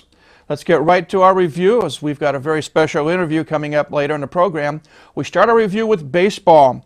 Billy Gernon's squad had some games knocked off due to weather against Ball State and Bowling Green State. They were only able to play one game at Chicago State on Thursday, but they shut out the Cougars 13-0. Tyler Fowler, 3 hits, scored a couple of runs, knocked in a run. Brandon Armstrong also had 3 hits. Jason Horvath went the distance, struck out 9, won his 3rd game of the year. Again, final 13-0 IPFW over Chicago State. Now, from baseball, let's go to softball. Softball team from Keith Fisher as the head coach. They had 2 doubleheaders against Valparaiso, wiped out due to the weather, but they did get 6 games in. On Friday, they went down to Indianapolis, took on Butler. Game 1, 6-4 win. Carrie Butler, Maggie Bruning, and Ashley Johnson each had 2 hits. Mindy Pomeroy got her 3rd win of the year, 6-4 IPFW in Game 1. In Game 2, 9 innings, and then called due to darkness, ended in a 3-3 tie. Heather DeVore and Mindy Pomeroy had 2 hits apiece. Beth Harmon, tough luck, she went the distance, scattered 8 hits but couldn't get a decision. So that ends in a 3-3 tie. That was on Friday. Then on Saturday, the Dons traveled to Muncie, took on Ball State in a doubleheader. Game 1, Ball State 8-5 winners. Maggie Bruning, Jenna Beachy, Carrie Butler each had 2 hits. Mindy Mason suffered the loss. In Game 2, the Dons came back, scoring 4 runs in the 7th inning, and they won 4-3. Maggie Bruning, Carrie Butler, Jenna Beachy each had 2 hits. Mindy Pomeroy got her 4th win of the year. Then on Sunday, the team came back home, took on the Jaguars of IUPUI. The news not as good. In Game 1, they lost 4-1. Beth Harmon suffered the loss. Tierney Green had 2 hits and scored the only run. And in Game 2, the Mastodons were shut out by IUPUI 5-0. Only could get 2 hits. Carrie Butler, Maggie Bruning, 1 hit apiece. At this point, the Dons are 6-27-1. From softball, we turn our attention to tennis. Men's tennis team had their final match of the year. They participated in the opening round of the Mid-American Conference Tournament. They were defeated by Northern Illinois, 4-0. They finished with a record of 7-16. And Northern Illinois went on to upset Ball State in the semifinals before losing to Western Michigan in the finals. Western Michigan, the MAC champs in men's tennis this year. Now, from men's tennis, let's go to women's track and field. Coach Mike Fucci's squad participated in the St. Joe Invitational Relays over in Rensselaer. 2 school records set by junior Nicole Crone from New Haven, the team captain. In the javelin, the new school record is 31.27 meters. And in the hammer throw, she actually had to erase another school record earlier on, but she set the new mark, 43.08 meters. Now, that leaves us with one sport, and that's men's volleyball. Quarterfinals of the MIVA tournament took place this last weekend at 4 sites. Here in Fort Wayne at the Gates Center, the Volleydons took on the defending national champion Lewis Flyers. 3rd meeting of the year, and unlike the first 2, the news not so good. Volleydons lose 30-20, 30-27. They did win Game 3, 30-22, but lost a tough Game 4, 32-30. Matt Zybszewski, the MIVA Player of the Year, 20 kills, 7 digs, 3 aces, and 5 block assists. Sadar Sikcha, 9 kills, 3 block assists. Mitch Dreisbach and, Cristiano Morier, thank you, John, had a brain lock there. Each had 5 kills and 4 digs. And setter Dennis Santiago, 44 assists and 3 digs. Great start for the year, tough finish. Volleydons bow out with a final record of 14 wins and 11 defeats. And that leaves Ball State, Ohio State, Lewis, and Loyola to fight it out for the automatic bid to Hawaii. And that'll take place this weekend in Columbus. That's the review here at IPFW. Time for a break. When we come back, a very special guest. Please stay tuned. Mastodon Spotlight returns in just a moment.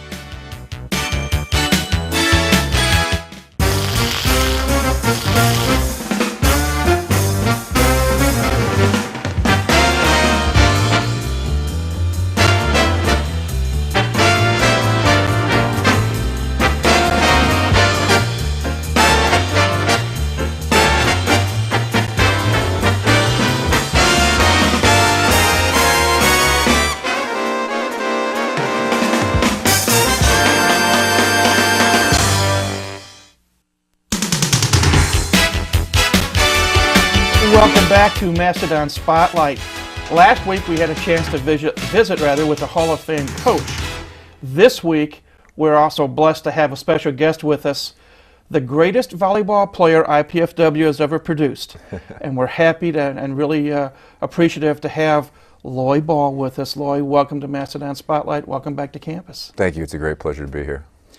As I mentioned to you before we started taping, first time you and I met, I remember, you probably don't, was way back in 1989-90 when you were still a senior in high school at Woodland High School, and I just began my broadcasting career with WLAB-FM, broadcasting Concordia Athletics. And long time ago. Long time ago. You're dating yourself a little bit here. Yeah, well, I'm dated to begin with. Just ask your dad. But you came into the Concordia gym in a basketball uniform playing basketball, and I remember you and Jim Mosier doing damage to the cadets. That's the first time I remember meeting you and seeing you perform, and at that point it was on the basketball floor. A lot of our viewers know you went to Woodland High School, and then you made the decision to come here to play volleyball for your dad as opposed to going down to Bloomington and playing basketball for Bob Knight. And a lot of those friends still haven't forgiven me, to tell you the truth. You know, it was a difficult decision, obviously. In Indiana, we didn't have high school boys volleyball. I only played in the summertime in a club program that my dad actually started for me and a bunch of kids who wanted to play volleyball. So I just played basketball pretty much all through high school. Ended up, because being 6'8", and being a good hand coordination guy, ended up being pretty good at it. And I do remember kicking the cadets all over the court, and nothing gave me a greater thrill, of course, than that. But had a choice, had a chance to go to play Big Ten basketball, obviously, for Coach Knight. Got a chance to play with his son, Patrick, actually, in the summertime, and went down for my only visit, was to IU for basketball. And just decided that in my heart, you know, growing up in a volleyball house where they're always laying around, and where my dad obviously started numerous programs at Harding here and at IPFW, just chose that volleyball was more the sport for me. Wanted to be an Olympian, and I felt that on that path, on that road, IPFW was the right choice. I have to ask you, when you finally made the decision, volleyball over basketball, what was Coach Knight's reaction when you basically said, "Thank you, but I'm not coming"? He says, "I'm not surprised." You know, I think he kind of knew, and that's why I think a lot of other recruiters really didn't come up to me, because they always assumed I was a volleyball player playing basketball. And it turns out they were right. But I sure did appreciate the opportunity to meet Coach Knight, to go down to IU, and what an amazing facility, amazing program he had down there, and a chance to meet guys like Eric Anderson, Pat Graham. You know, obviously I played with Damon Bailey, and like I said, Pat Knight, and just a wonderful opportunity for a boy from small town Woodburn to go down there and have that kind of experience. And it was a difficult choice, you know, especially I had all my friends, all my coaches in high school saying, "Hey, this is a once-in-a-lifetime deal, getting to play Big Ten basketball." But I always felt like the opposite. It was kind of a once-in-a-lifetime deal to help my dad, to play for my dad, to try to get his program one step up. You know, they came so close all those years, and I remember sitting in the stands with my mom just aching every time we lost to Ball State, you know, 31, 32, 33 times in a row. And I kind of swore to myself that hopefully I could help change that, and luckily enough, we did.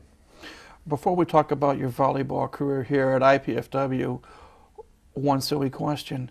Any regrets? Looking back now, and I know you're one of the best volleyball players in the world, but any regrets, anything gnawing at you that's saying, maybe I should have gone on and tried my luck? Not one, to tell you the truth. You know, a lot of guys ask me, you know, well, maybe went to the NBA, you'd have all these multi-millions of dollars, but I could never trade in the experience I've had so far with volleyball. You know, over 40 countries, being able to speak Italian, playing in the best pro leagues, Japan, Italy, in the world, going on my third Olympics, getting a chance to meet and marry my wife, my small son. All those things wouldn't have existed had I chose Bloomington. So I don't have one regret. Volleyball here at IPFW, you made the decision, you came here. I have to ask the inevitable question, what was it like playing for your dad? Probably a better question from him. It's for sure it's much more difficult for him than it probably was for me, you know, trying to balance the coach and father role. I do remember the very first practice. I came in, and you know, I was pretty heralded as a volleyball recruit, so I thought, you know, my stuff didn't stink pretty well. So I walk in pretty cocky and hot-headed with a big goatee, and as soon as I walked through the door, he turned to Fred, Malcolm, and Tony Looning, who were the co-captains at that time, and he said, "Get that freshman downstairs and shave that off his face." So they take me downstairs and dry shave this goatee off my face, and I'm going, man, I'm in for a long 4 years if my dad's going to be like this all the time. But it was an awesome experience. You know, not many kids can say that they share the college experience, shared, you know, Division I college volleyball with their father every day. And I think that's why, you know, he's my best friend. So it was a very fortunate experience.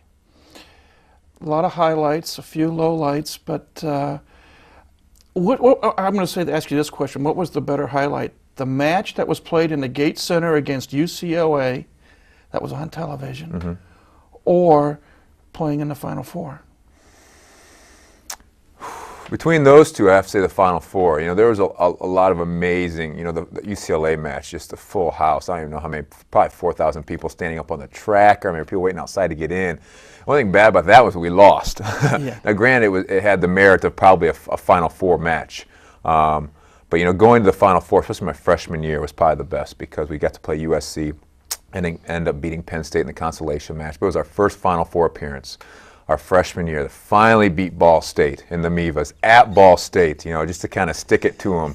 You know, there was not a better feeling my 4 years than that one. Getting that first one, getting that huge gorilla kind of off your back. I kind of knew what Phil Mickelson was thinking about at the Masters after that game, and it was just a great experience to be able to share that with my dad. How disappointing was it in the Final Four not to win the whole thing? You know, it was very disappointing. I thought we had two really good opportunities. My freshman year, even though we went to Hawaii, I don't think we're a good enough team to beat Long Beach or USC. That was there. My sophomore year, I actually felt we probably had the best IPFW team in a long, long time. We had 12 guys deep. You know, we went in the semifinals against a very strong Stanford team, ended up losing in 5. Had we won that, I swear we would have beat Pepperdine in the finals, but, you know, we just couldn't get over that hump. And then the misfortune of me breaking my finger my senior year, which I thought we also had a very good chance to beat, obviously, UCLA, who ended up losing to Penn State. You know, that could have very well been us. And, of course, I kicked myself rarely in the behind for breaking that finger before the Final Four. But, you know, those things happen, unfortunately. But I felt my senior year, my sophomore year, were probably two of the better teams IPFW's ever had, and probably two of the better chances that we've had to win the finals. It's disappointing, not only for me personally, but also because I know how much it would have done for Dad and done for his program. You graduate, or you leave for graduate from IPFW, and then you move on to the next level, professional volleyball. Talk about that experience. It's amazing. You know, I remember dreaming about it, watching Jeff Stork, you know, back in the '88 Olympics, and thinking, you know, I want to be on the national team. I want to go play in Italy like he did. And sure enough, I ended up going down that road. I played 3 years professionally in Japan. And much to everyone's disbelief, there actually are tall Japanese volleyball players. You know, they're not all 5'5" and running around. You know, we had a bunch of big guys, and we had a good team. Didn't win a championship there. We finished second 1 year, but amazing cultural experience. You know, a guy from Woodburn, living just outside Tokyo. Pretty big cultural swing right there, but it was great for me and my wife to have that, and we still have lots of friends that remain there in Japan. Then obviously going to Italy, hands down the best professional league for volleyball in the world. All the other great players in the world play there, guys from Russia, guys from Yugoslavia, guys from Holland, all the team, the guys where they've won Olympic medals already go there to play. You know, they're financially well off. Every match we played on television. You know, we play in European championships. I go to France, I go to Russia to play these enormous matches, 10,000 people all the time. You know, it's kind of what I can tell everybody, it's kind of like the NBA for volleyball. And, you know, to pick up another language, to pick up a culture, to eat the most amazing Italian food, obviously, in the world.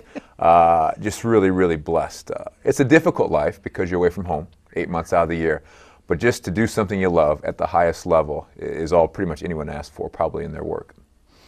And as you've mentioned, you've had a chance to participate in Olympic Games, and hopefully you'll be participating in your third coming up in Athens later this year.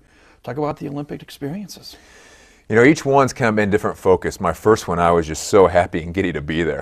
I remember walking in the stadium in Atlanta and knowing my parents are in the 110,000 people that are cheering for us.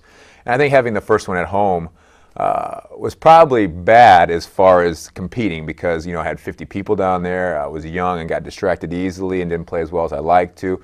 But as far as an Olympic experience, it was amazing. You know, being in the home country and all those people cheering for you. I mean, my heart was beating outside my chest the entire time.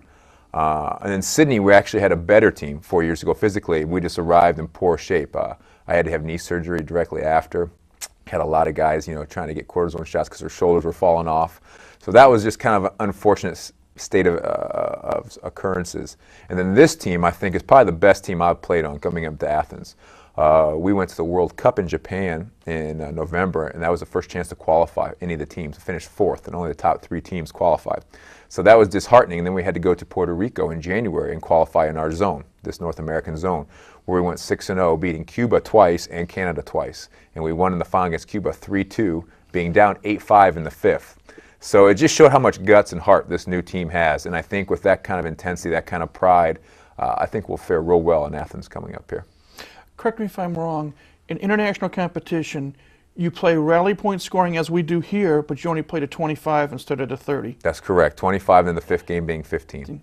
You like rally point scoring as opposed to the old days of side outs? Not really.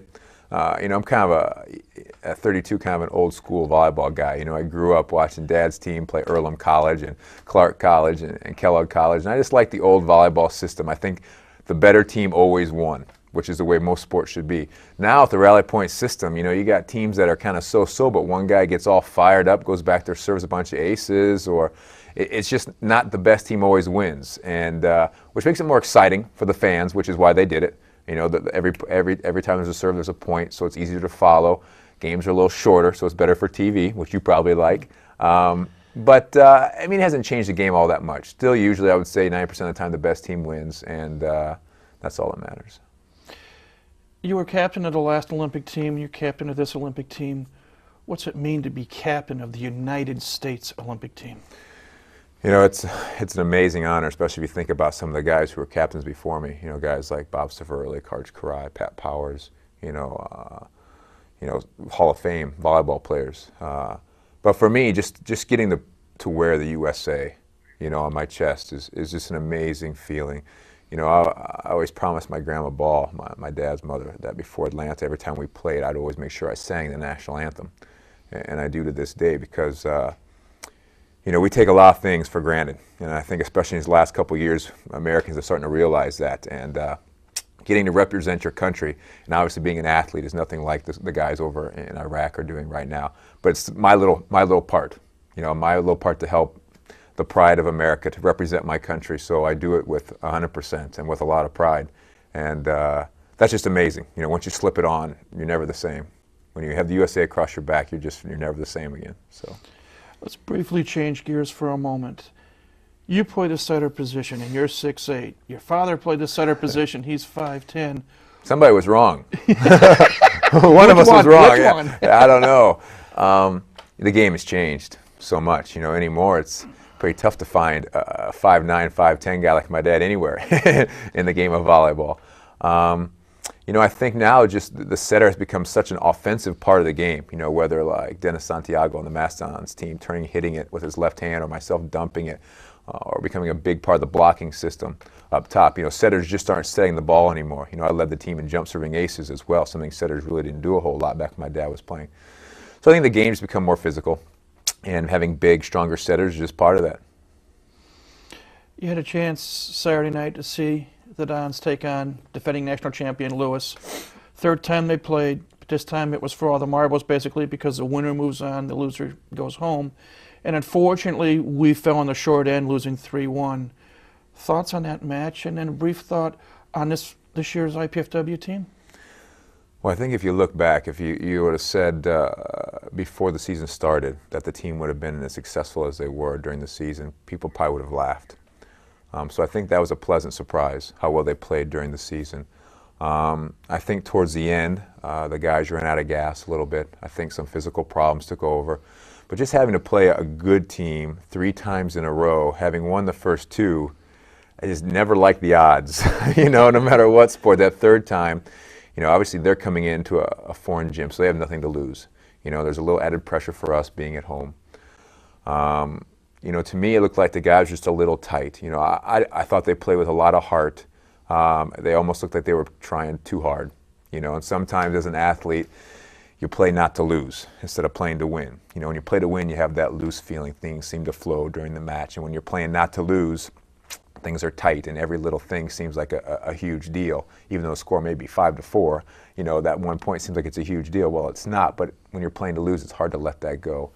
So I was really disappointed, that they lost, especially in that fashion, because I think even though Lewis played really well and they deserved to win that match, I think, when we match up players for player, we're a better team. So I know it's disheartening for Dad and for the guys. You know, I know a lot of people say, well, we'll get them next time, but as an athlete, that's tough to swallow. You know, after a big loss like this, the next couple nights are tough. But all you do is you take a break. You know, I told them, finish school, finish strong in school, and then this summer you got to train harder. So when you get in that same situation again, you remember what it feels like in the pit of your belly, and you don't let it happen again. Matt Zbyszewski, MIVA Player of the Year, leading the country in 2 categories, points per game, kills per game. I believe he's 4th in aces per game. Your thoughts of Matt? When I told Dad I thought he was a strong candidate, he is a strong candidate for Player of the Year for the NCAA. Unfortunately, because I think they didn't go as far in the tournament, he probably won't get that. But you know, Matt has just an amazing amount of potential. You know, he's such a good player already, and yet, in my opinion, he hasn't even reached the pinnacle of what he could be. You know, I think the Canadian national team should be looking at him because they're opposite now. Paul Durden is close to retiring, and Matt, I think, could fill those shoes admirably. I think he could be a good international player. You know, just a gifted athlete, a great all-around player. I just told Matt, the only thing I'd like to see is a little more of a mean streak in him. You know, he's almost too much of a nice guy. You know, if you're going to be that go-to guy, whether it be a national team, Olympic team, college team, club team, when it gets to be 2020 or gets to be 29-29, you got to want the ball and you got to find a way to put it away. And that's something you learn. That's something you can teach. And I hope that this kind of bitter defeat kind of puts that in his mind, in his gut, and that next year I have a feeling Matt will not only break the records he set this year, but probably lead the team on through the MIVAs. What's the future hold for you? It's a good question. One I've been contemplating here for the last couple months. You know, I finished my contract in Italy, 4 years, and I've decided not to return. I just want to focus now. I've been training here in Fort Wayne for the last couple of weeks, and I'll train a couple more weeks before I head out to the national team. And then, of course, we have a busy summer preparing for Athens. After Athens, I'm going to return here to my family, and I'd like to go back to school for a year, and maybe if we can work out the logistics, help my dad in some form of assistant coach, for a lot of reasons. One, because of the school, obviously. One, because I'd like to get a feel of what coaching is like and see if that's something I'd like to pursue down the road. You know, it's easy to be a player, but sometimes good players don't make good coaches. So I got to kind of get an idea of what that's all about. And I just need a year to recharge my battery. You know, 9-10 years now, going back and forth, Europe national team. You know, we got a house here we barely lived in. You know, I got my boy who doesn't know his cousins very well. I'd like to have one Christmas in Fort Wayne with the family. And then after that, we'll see what I want to do. We'll see if coaching is something I like to pursue, or maybe I'll get the playing itch and, you know, I'm still young enough to go back and earn a couple more paychecks overseas. I don't know. But for sure we're going to take a year and just enjoy being a family here in great Fort Wayne. And if all things work out, maybe I can help my dad get the kids over that little hump. I can't thank you enough for coming in. I appreciate it sincerely. Don't get the chance because, as you say, you're not in town very often. But again, thank you for coming in, spending some time with us and with our viewers, and letting them know what you've been up to. Absolutely my pleasure. Good luck in the upcoming Olympic Games. Thank you very much. We've been chatting with Lloyd Ball, best volleyball player IPFW has ever produced, thanks in part to his God-given talents and in part to his father, the coach. We'll take a quick break and then wrap up this edition of Mastodon Spotlight in just a moment.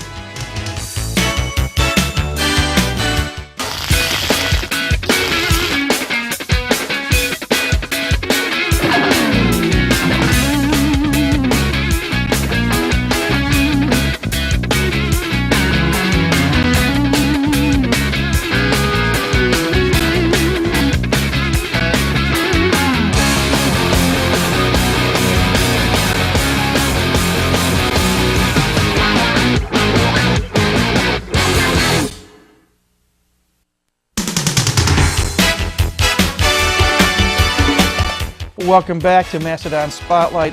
We hope you enjoyed as much as we did our visit with Lloyd Ball.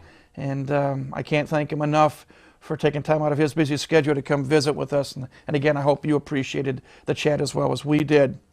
Well, only 3 teams have participation left here in the 2003-2004 school year here at IPFW. Up ahead, baseball, softball, track and field.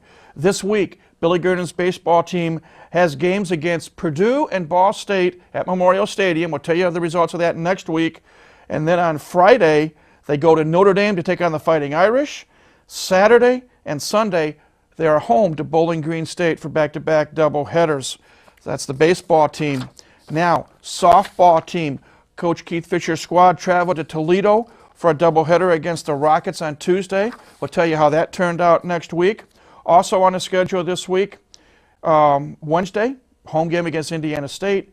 And on Thursday, home game against Indiana Tech. And on Saturday, a doubleheader. And that starts at 9 a.m. Saturday morning. The Wednesday-Thursday games are at 3 o'clock in the afternoon as the softball season winds down as well. And then finally, women's track and field. There are 2 meets left in this year for them.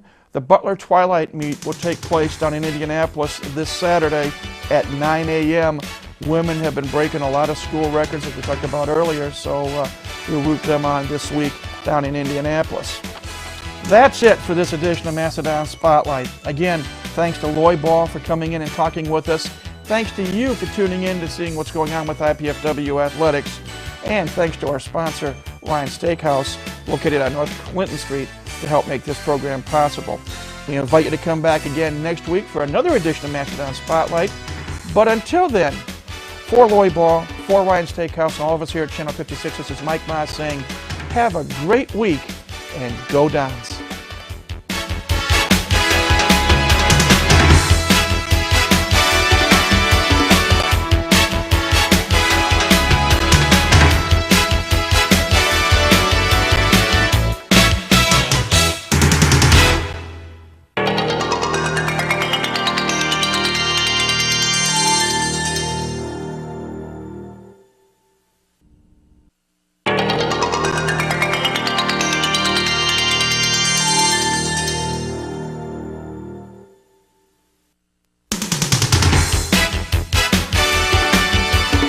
It's final exams week here at IPFW, but prior to taking final exams, action did take place on the baseball diamond, the softball diamond, and on the track as well. This week on Mastodon Spotlight, we'll let you know what happened at those 3 venues and have an in-depth chat with head track and cross-country coach Mike Frucci. Please stay tuned. Mastodon Spotlight's coming up next right here on College 56 Sports.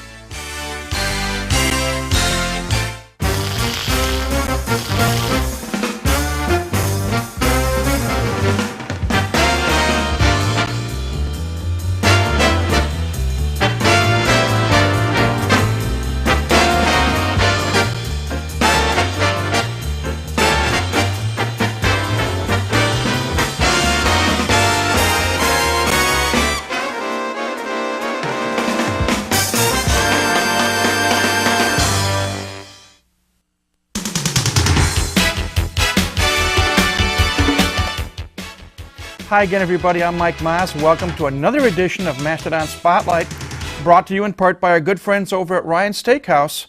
David Kennedy and his staff happy to be supporters of IPFW Athletics.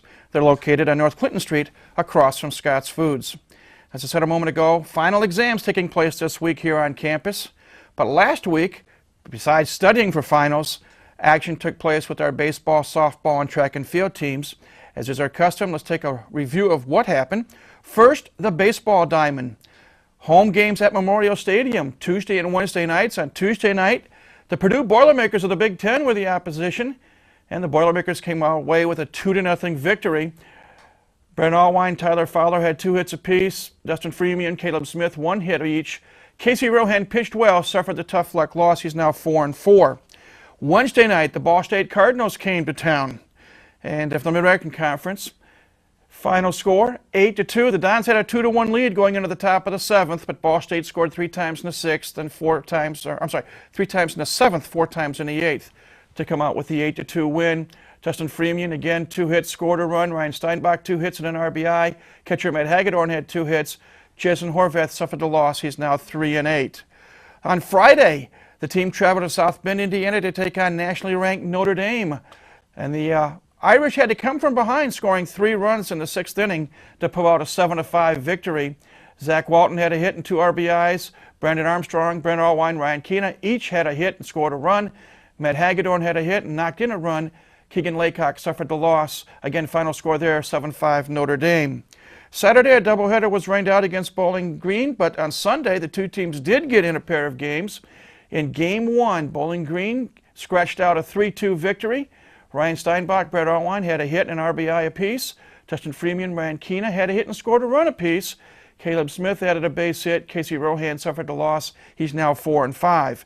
In the nightcap, Mastodons came from behind, scoring all 3 runs in the bottom of the 7th to come away with a 3-2 victory.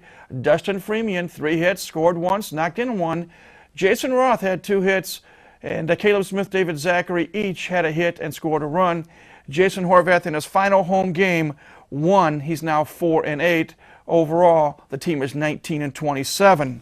From baseball, let's turn our attention to softball. The softball team, Coach Keith Fisher's squad, closed out their season with a number of games last week, starting with a doubleheader at Toledo last Tuesday. And in that those 2 contests, the news not so good. Rockets won Game 1, 2-1. Corinne Machowski had 2 hits and had an RBI. Laura Randolph had a hit. Heather DeVore knocked in a run, or scored a run, I should say. Mindy Pomeroy, tough luck loss. She's now 4-8. That was Game 1. In Game 2, Toledo got the bats working.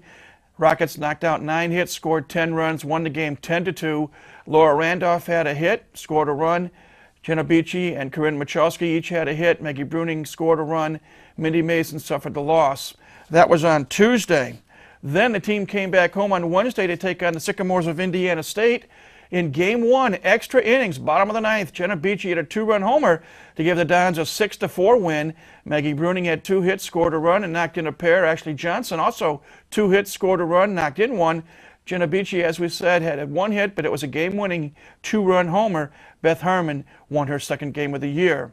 In Game 2, tough luck loss for the Mastodons. Indiana State scored a run in the 2nd inning, and it stood up. Final score, Sycamores 1, Mastodons nothing. Heather DeVore had 2 hits. Ashley Johnson, Tierney Green, Maggie Bruning had 1 hit apiece, as did Casey Stone and Corinne Machowski. Mindy Pomeroy, tough luck loss. She's 4-9 at this point. Again, 1-0 Game 2, Indiana State. Thursday, Indiana Tech. The Warriors from across town came over to visit, and they won in Game 1, 6-4.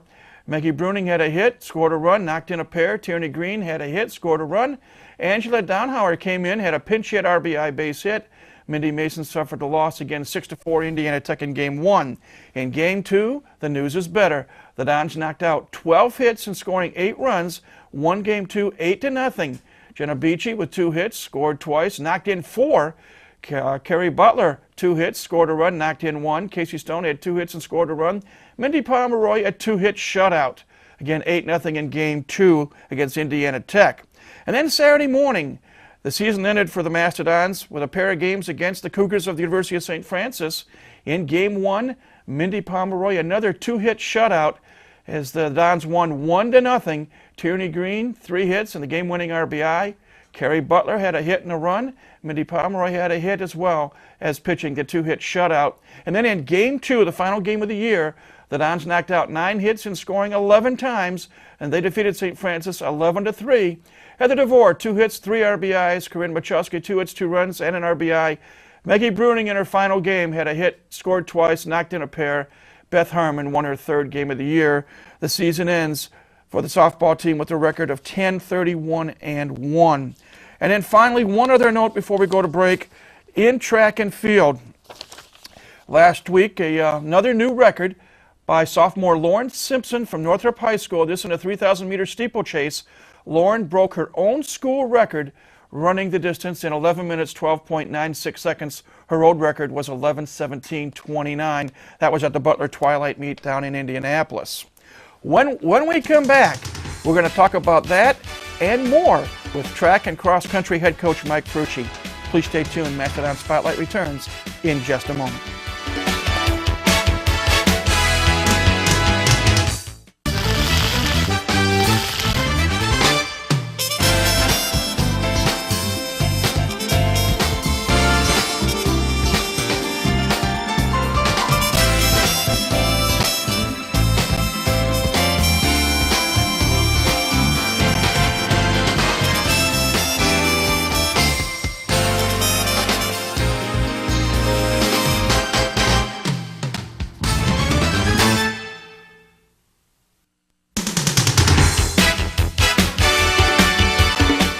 Welcome back to Mastodon Spotlight. We're going to go back in time, so to speak, for this next segment. We're going to cover a sport that we talked a little bit about back in the fall, but due to a number of situations up until now, we were unable to get head cross-country coach Mike Frucci in with us, but we have Mike today.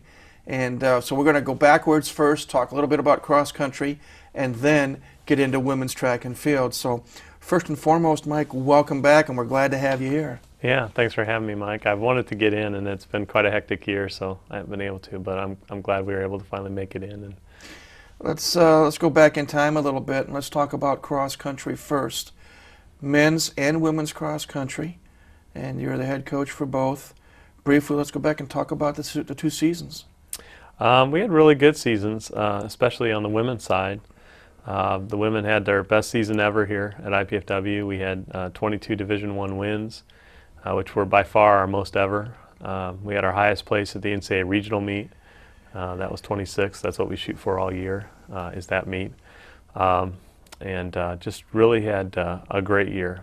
Broke the individual records for cross country. And the men had a good year too. They're a bit younger and maybe not as experienced as the women's team, and so I think they're still growing a little bit. They had a good year in terms of developing individuals on the team, but I think their best years are ahead of them. So, can you talk a little bit about the makeup of each of the two teams, the men's and the women's?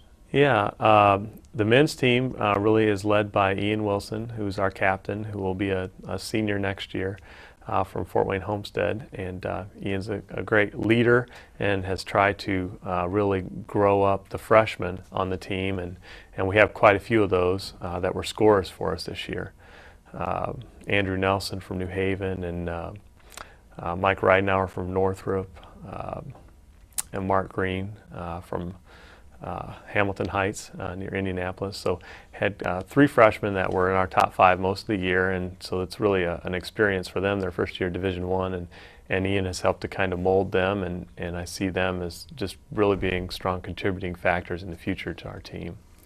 On the women's side, we were led by our senior, Gina Pruitt, in terms of leadership on the team, and then Stephanie Asher, who's also in her last year with us, really led with encouragement and good work, and would always tie down our scoring, and had her personal best in her career here as well. So those two kind of provided a lot of the help with the team in terms of readiness for meets and so forth. But the talent of the team really lies with our twins in Kristen and Lauren, as well as Ashley Ritchie, who broke our school records.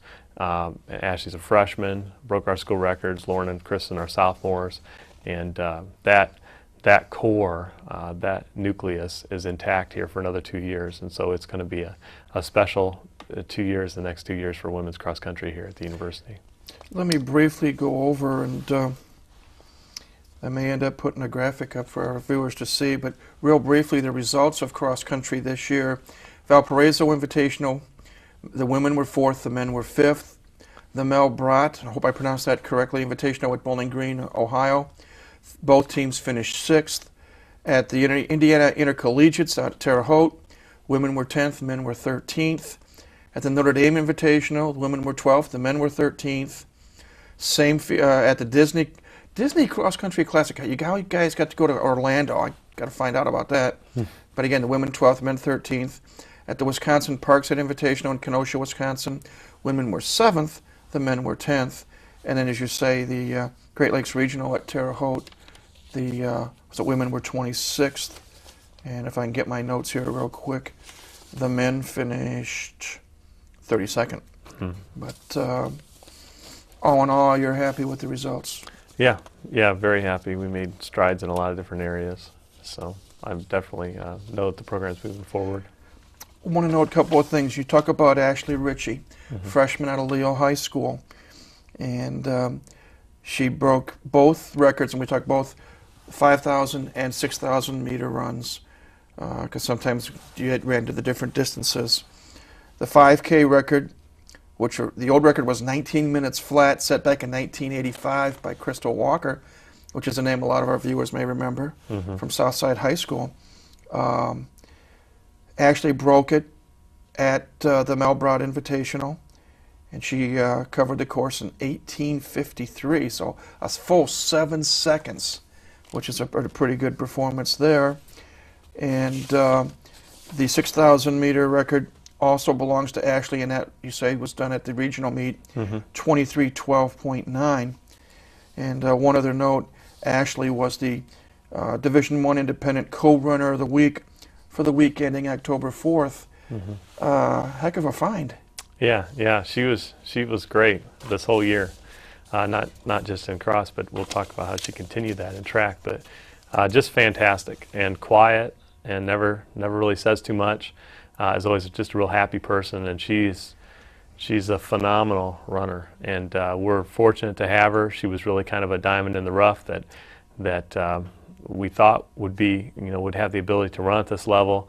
Never could have imagined that she would have done what she's done this year. It's been really special, and she's a special kid. She got a 3.6 in elementary education in the fall, and it's just a great kid to be around. She also, she broke that school record again for the 5K and ran 18:32 at Notre Dame. So she ended up bettering that 18-year-old school mark by, 28 seconds, which is phenomenal. So, well, let's shift a little bit from cross country, track and field, which is at this point in time women only. And you had an indoor season and an outdoor season. And indoor season, we had one school record broken by your senior, Gina Pruitt from Norwell High School, in a 600-meter run at the Purdue Track and Field Invitational.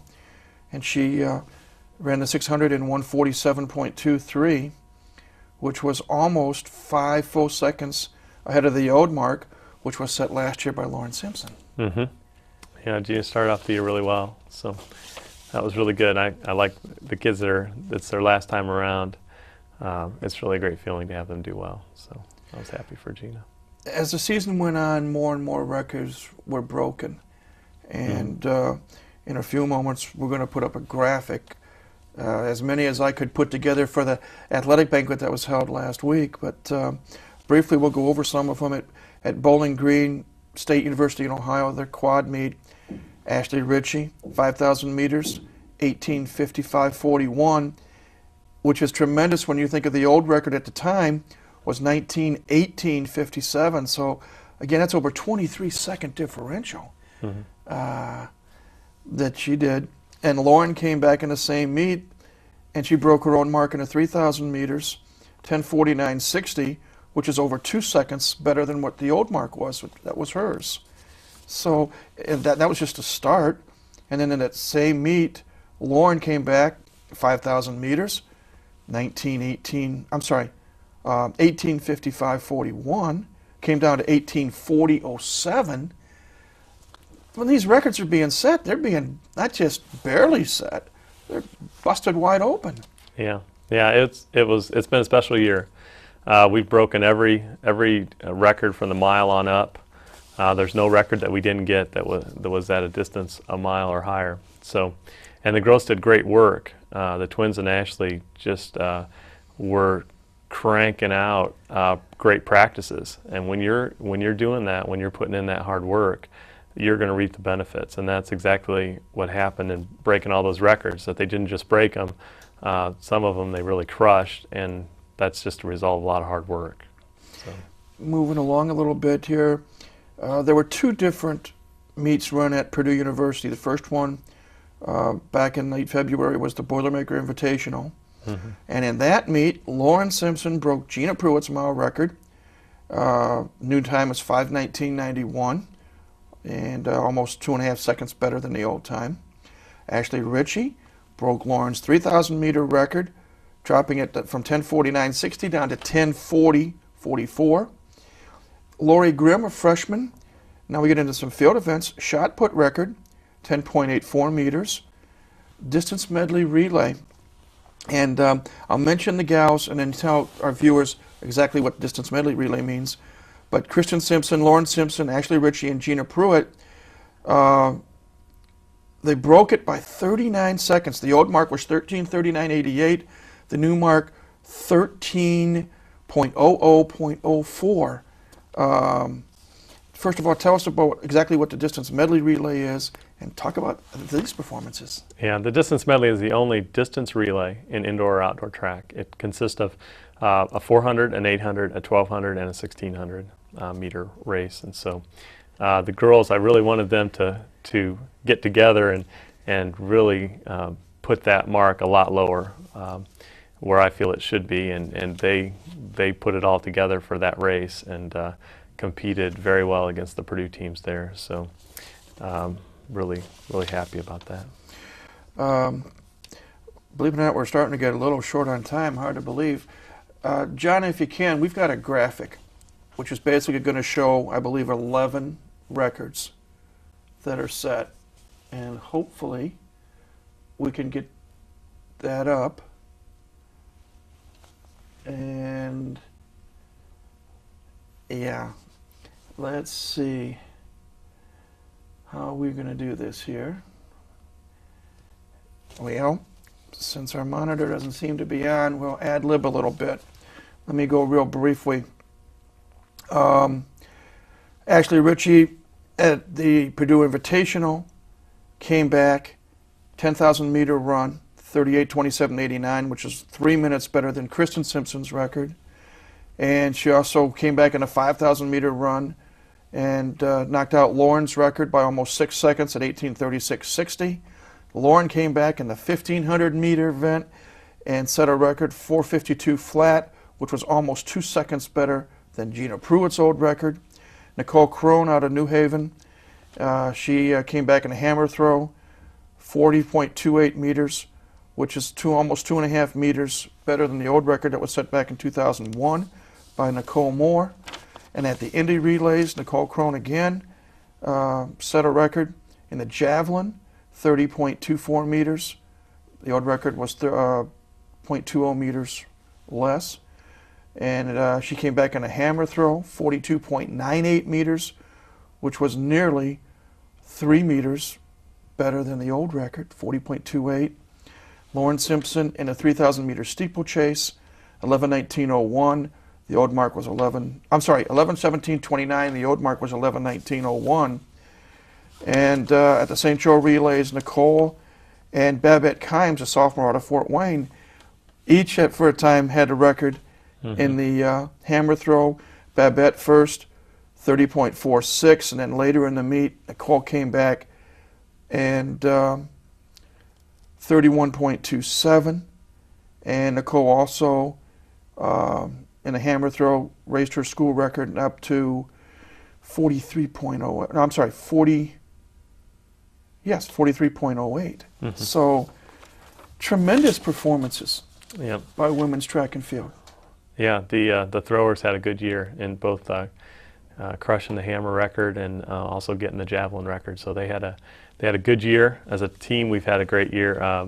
Just last weekend at Butler Twilight, Lauren reset her own steeple mark and ran almost 5 seconds faster, 11:12.96. Right now she's about 15 seconds off the NCAA regional time, and so we're trying to close in on that. But she was seated second. It was a field of 26 girls, high quality meet, and got second and PR'd, like I said, by almost 5 seconds. So beautiful race last weekend. You've got one meet left, and that is Billy Hayes Invitational down in Indiana. So we're looking forward to that. We're hoping to cap off the year with season best performances, and it should be a great time. So kudos to you and your teams for jobs well done. Again, congratulations on the cross country, and good luck this weekend in that final meet, and good luck down the road. Well, thanks a lot, Mike. I wish I could be here more often. It's just more difficult, but yeah, it's been a great year. It's been a fantastic year for running at the university, and so keep up the good work. Thanks. We've been chatting with Mike Frucci, head coach for both men's and women's cross country and women's track and field. Back with the wrap for this edition of Mastodon Spotlight in just a moment.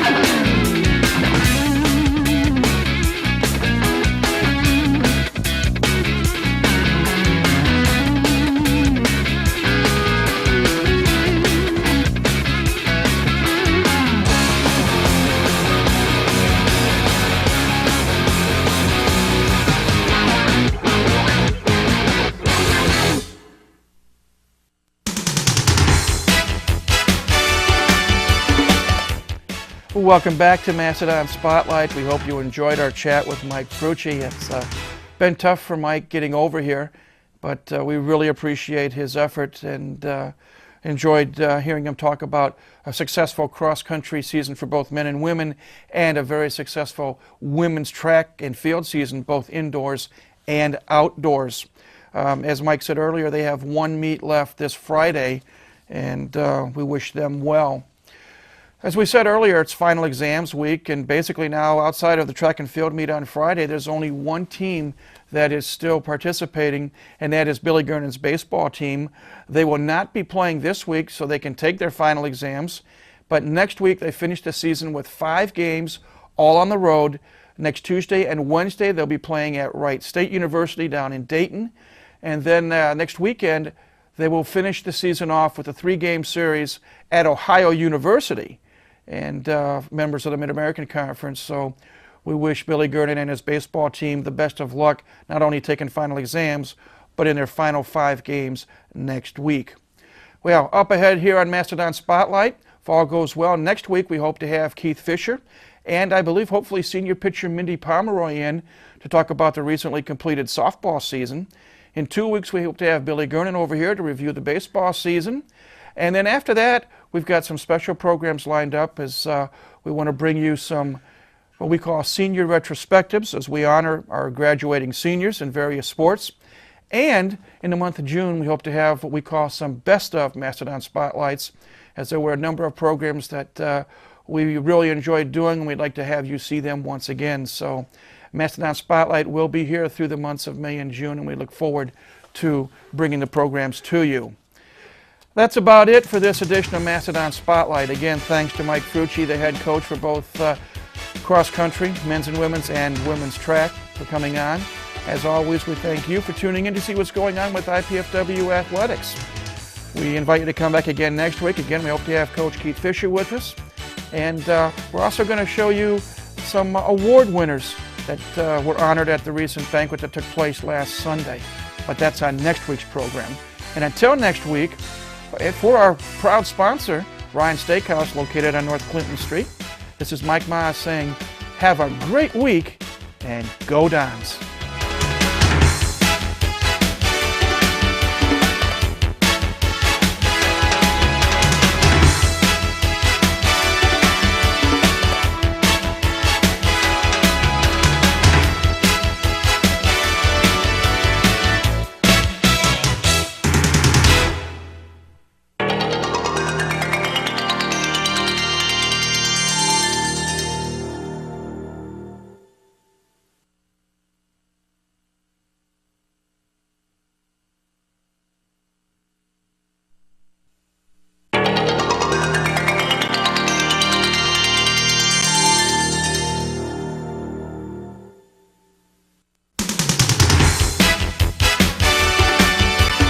The academic school year has come to an end here at IPFW, with final exams having taken place last week and commencement taking place this week. On the athletic front, with the exception of the baseball team, which still has 5 games to play this week in the state of Ohio, all athletic teams are done for the year as well. This week on Mastodon Spotlight, we'll take a look back at the recently completed softball season with head coach Keith Fisher. We'll visit with one of his pitchers, senior Mindy Pomeroy, and we'll tell you about some award winners as well. Again, it's Mastodon Spotlight. Please stay tuned. We're coming right back right here on College 56 Sports.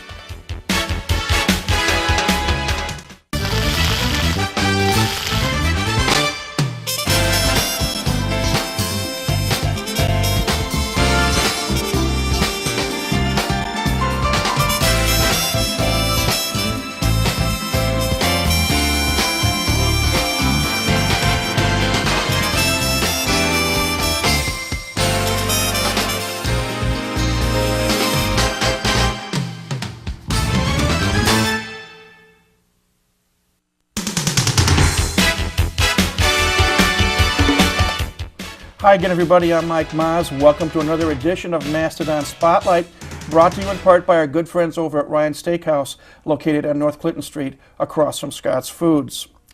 Well, as I said a moment ago, final exams are over. The school year is over.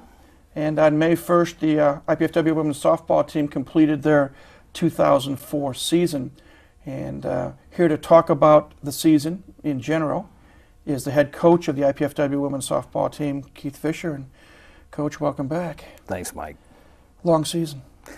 Yes, in one way or the other. We had a lot of rain-out games, and it kind of made it seem like it extended the season a little bit.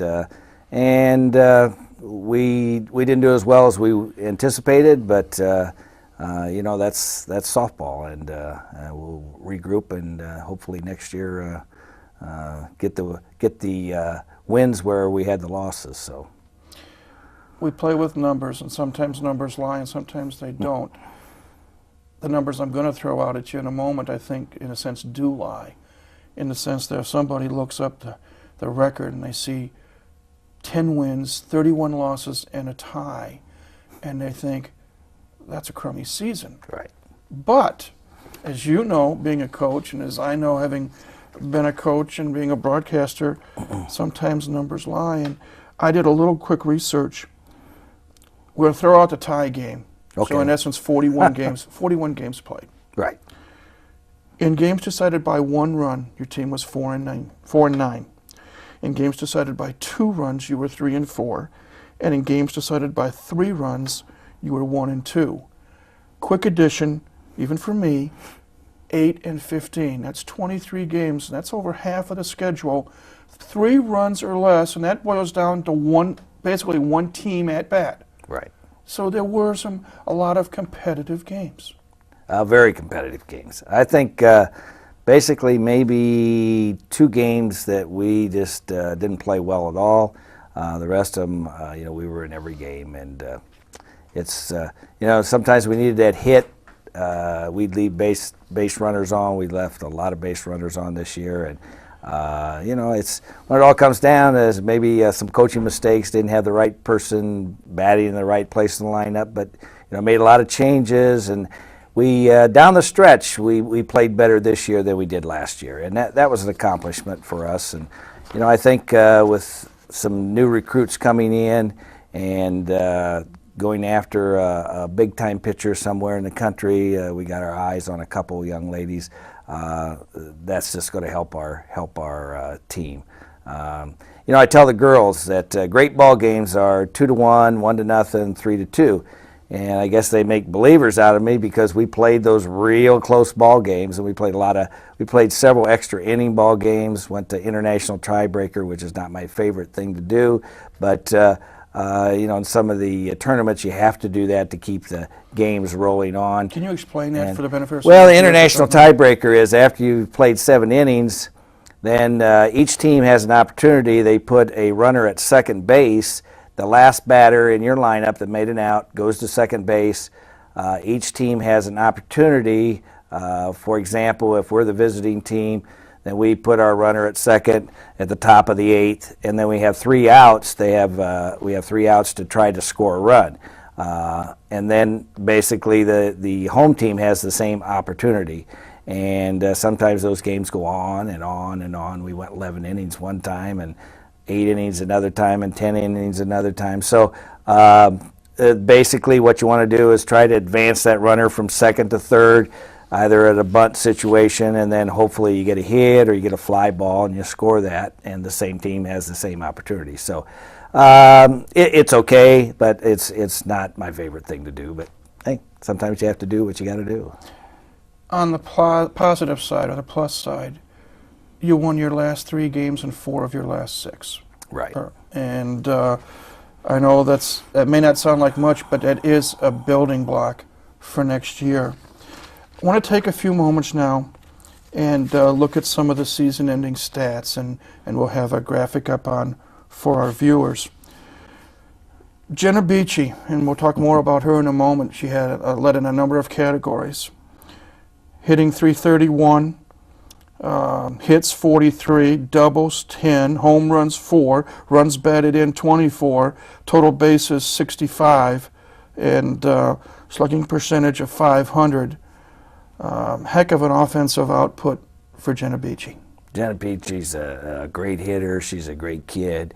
You know, she was a mainstay of our offense, and you know, she was only a sophomore, so we got her for 2 more years. And sometimes I frustrate her because sometimes I don't play her defensively. She's a catcher and third base, but you know, but she's always in the lineup as a designated player, or you know, either a catcher or third base. But she's a great kid. She accepts her role, and she's got a great softball swing. So we're happy to have her. Maggie Bruning, and we'll talk more about her in a few moments as well, as she's one of the departing seniors. Having had missed the first 10 games due to basketball commitments, still came on strong and ended the year with a 327 average, had 34 hits, 8 doubles, 1 homer, 17 RBIs, 45 total bases, and a .433 slugging percentage.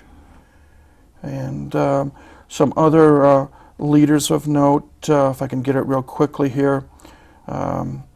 Triples, Tierney Green from Northside, led with 2. And we mentioned that Jenna had 4 home runs. Angela Grabchik had 2. Doubles, we mentioned Jenna had 10, Maggie had 8, but Angela Grabchik had 6. And Ashley Johnson from Southern Wells had 4. And I know I'm going to miss a couple of things here. I think Carrie Butler led the team in stolen bases, I believe. Last I knew, she had 13. And then we talk about a couple of the pitching statistics, and we're going to be talking with one of your pitchers, Mindy Pomeroy, in a few moments. But she was basically the ace of the staff with a 5-9 record and a 2.15 ERA, and she struck out 67 batters. Some of those numbers don't lie. There were some good performances, and there were some frustrating performances. I mentioned Maggie Bruning, who was a senior, and we're going to talk with Mindy Pomeroy in a few minutes, who was a senior. And I know there's a third senior, and it's escaping me right now. Carolee Johnson. Carolee Johnson. Since we'll be talking to Mindy, let me ask you to talk a little bit about Maggie and Carolee. Maggie Bruning, a great young lady, a super gal. Basketball player, softball player. You know, there's not too many young ladies or too many athletes that play 2 sports, especially in a Division I program. I think at the end of this year, Maggie was really tired. She plays with all her heart, no matter what, whether it's basketball, whether it's softball. And I think she came into our season a little tired out of basketball because they worked hard and played a lot of games, had a lot of road trips. And you know, I don't think Maggie was as sharp as she was last year, but you know, she gave her all, and she was our second leading hitter, and did a lot of great things. And she's a neat young lady, and I think, you know, whatever she does in life, she'll be successful. She was a student of mine at Northside when I was a teacher there, so I just, you know, my heart goes out to some of these kids that we didn't have the opportunity to play in a conference tournament or something like that, but and they understood that, and but maybe someday that'll change. So Maggie's a great kid, and she'll be successful. I just know that. And we'll miss her. And we'll definitely miss her. Carolee Johnson. Well, Carolee became our coach. She won the Coaches of the Year award, and reasons for that, she stuck with me for 4 years, never got a lot of playing time, super positive all the time. She's never a person that was down, never say anything negative about our program, even when we were struggling, and always kind of kept the girls up. You know, just said, boy, if you get the opportunity to get in there to hit, you know, get a hit, you know, show coach that you can hit, you know, and if I get in there, whatever.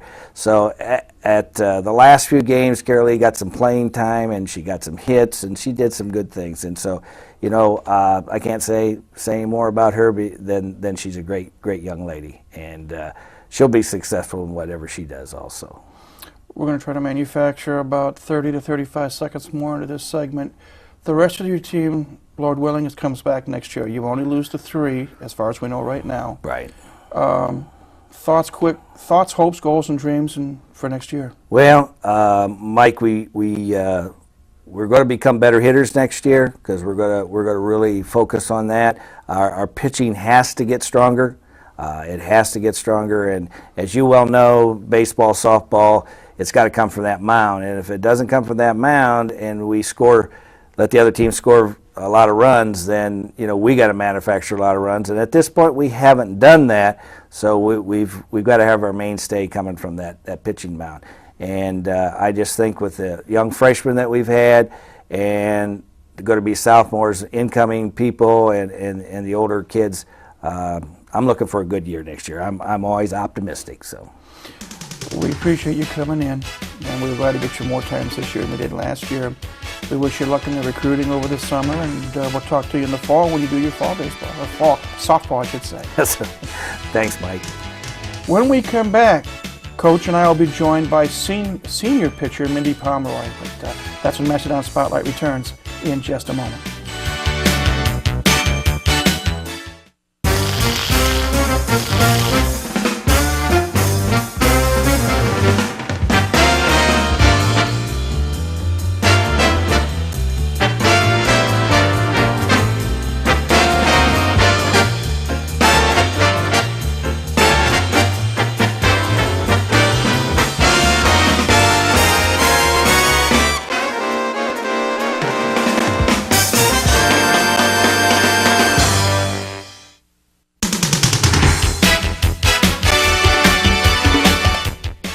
Welcome back to Mastodon Spotlight. Our show this week, we're talking about the recently completed softball season. We've been visiting with head coach Keith Fisher, and now we have another guest to talk to, one of the departing seniors on this year's team. We welcome back to the program Mindy Pomeroy, senior from Mishawaka. Welcome back. Thank you. The season's over. Is it hard to believe? Yeah, it went really quick because we had so many rainouts in the middle of the season. This year, you were the ace of the staff, in all honesty. 5-9, as you politely corrected me. I thought we were 6-9, but 5 wins and 9 losses on the year. You started 16 games, had 12 complete games, had a tremendous earned run average of 2.15, and you pitched a little over 120 innings, and had a nice strikeout walk ratio. You walked 27, but struck out 67. And as I mentioned a moment before we started taping, I counted 4 games that had you had better support, and I hear that coach is your new attorney, that you could have won. There were 4 tough one-run losses that you had, 2 of those pitching extra innings. How would you rate your season? It was better than last season individually. As a team, it wasn't. We were just really close a lot of times, and we didn't get the right hit at the right time or the right call from the umpire or whatever. I don't know. It was disappointing, but we got better as the season went on. Let me bore you for a second with some numbers. In your freshman year, 2001 season, you were 5-24, and that was a season that the team was 7-33. You can chuckle about it, but again, this is a program that basically was down in the gutter, and coach and his assistants have been working hard for the last several years to try to get it back. Plus, you had the fact that when you came here, IPFW was Division II, and then we made the transition to Division I. But you had 29 starts as a freshman, had a save, had a 4.18 earned run average, walked 17, struck out 72, and you had 19 complete games. Your sophomore year, you were 4-19 with a 2.75 ERA, 134 innings pitched, 13 walks, 59 strikeouts. Last year, you were 7-11, had a 3.01 ERA, had 8 starts, had a save, 116 plus innings pitched, 18 walks and 45 strikeouts. So you've been the mainstay of this pitching staff for 4 years. When you look back on 4 years, what do you feel is your greatest accomplishment? Probably just the overall improvement from my freshman year to my senior year.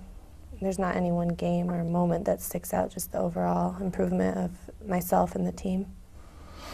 Let's put the coach on the hot seat. What do you feel has been the biggest improvement in 4 years for Mindy pitching for your ball club? Well, for example, our freshman year, we started with 2 pitchers. We had a girl from the state of Florida and left-handed, and she had the experience, came in as basically a junior. It got time. Well, she played in the fall and got time to play our regular season, and she left the school, the university, and left our team naturally. And we wound up with a young lady that I basically recruited as a center fielder, and everything was on her shoulders. And you know, my heart went out to her that season, but she battled, and you know, I was so proud of her. I've been proud of her for 4 years. She's a great kid. Hate to lose her. It's somebody that always came to the ballpark ready to play, and this is something I'm going to miss. Not seeing her face, but hopefully she'll be around to see her. So she battled hard. She's probably the best. I told her, we had a little banquet with the parents and our girls after our last game, and I told them, I said, she's probably the best losing ERA pitcher in the country, and I really mean that. And you know, she had a lot of tough luck. Some games went extra innings, and we just, as she said, we couldn't get that little hit that we needed or so forth. So she's a great kid. She's going to be a great teacher. She's going to do her student teaching next semester in the fall, and I know she'll be a great teacher. That was leading to my next question. What are your post-graduation plans? Just to find a teaching job anywhere. I kind of want to go out of state. I want to teach in a big city, like Chicago or something, but I'll take a job wherever I can get it. Do you hope to continue being involved in softball, either as a player in some league, or do you have any ideas of maybe getting into coaching? I wouldn't mind coaching high school. I would never want to coach college. Why not? I don't know. I just don't think it would be very fun. How would you rate taking away the wins and losses? Because as Coach and I and other coaches have talked in this program for a number of years, you can't judge a team by the wins and losses. You really can't. So take away the wins and the losses. And yeah, this year was tough, 10-30, 1-1. How would you rate the 4 teams that you've been on in terms of closeness, improvement, and so forth? This team had the most talent by far that I've been on, which is why the season was so disappointing, is that we all thought we were going to have a very good record. Closeness, we got closer as the year went on. My sophomore year was probably the closest team I've ever been on. But that was probably because my freshman year the team was so not together that it just seemed very close my sophomore year. This team was probably, I don't know, it was interesting. It was fun. Now that you're basically out of here, so to speak, what words of advice would you like to give your teammates that are going to be coming back next year? To just keep trying, because they're all very talented and they're going to have a better season next year. I know they will. Appreciate you coming in for this program. Congratulations on 4 years of hard work in the classroom and 4 years hard work on the softball diamond, and we wish you success wherever it ends up for you. Thank you. We've been chatting with Mindy Pomeroy, the senior pitcher, the mainstay for this IPFW softball team, as well as head coach Keith Fisher. We'll be back with more of Mastodon Spotlight in just a moment.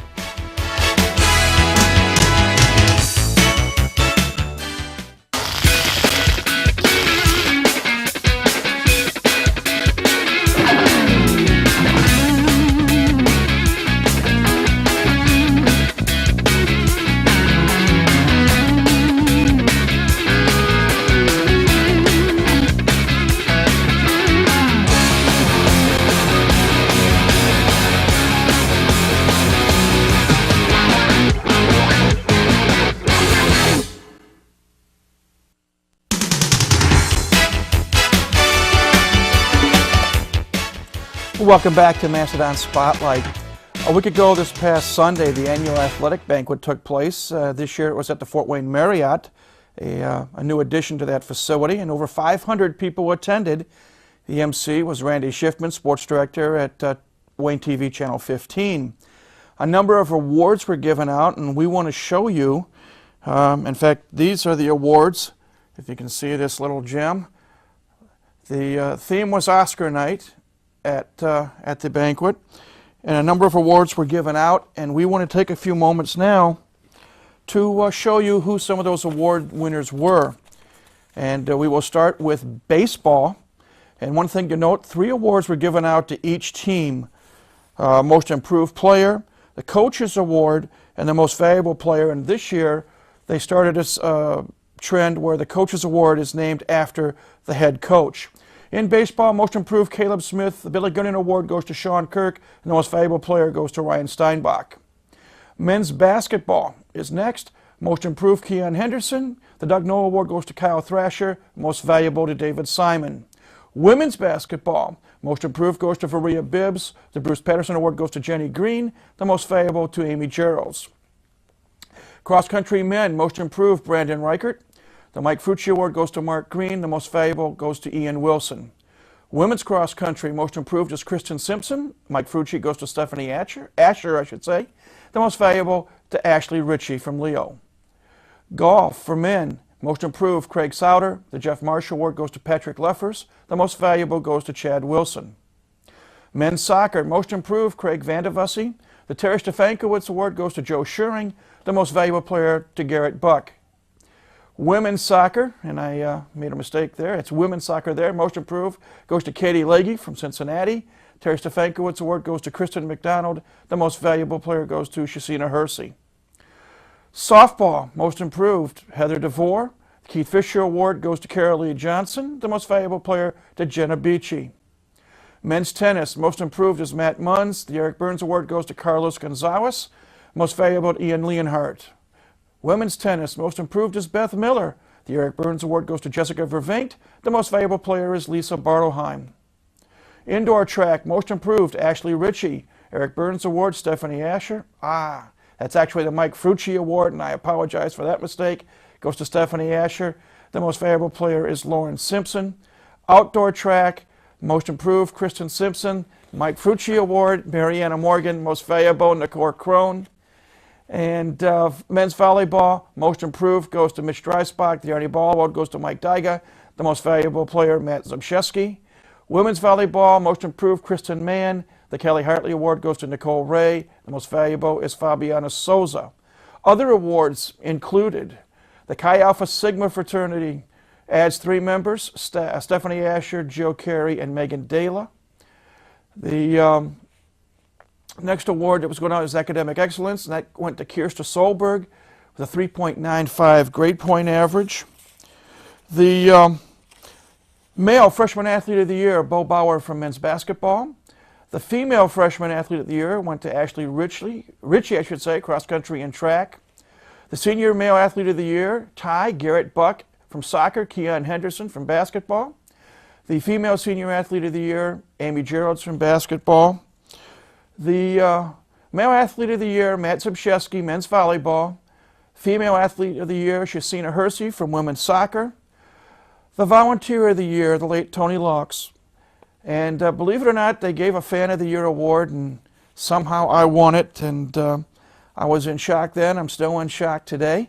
And I'll publicly thank everyone on the committee and in the athletic department who thought kindly enough to bestow me that award.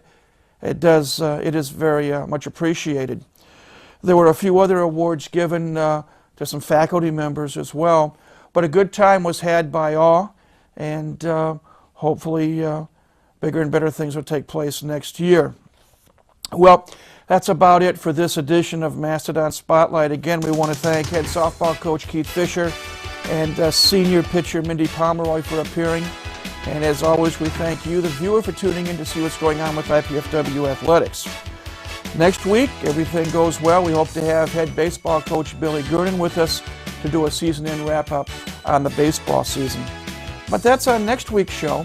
And until next week, for our sponsors, Ryan Steakhouse, again located on North Clinton Street across from Scott's Foods, and everyone here at Channel 56, this is Mike Maas saying, have a great week and go Dons.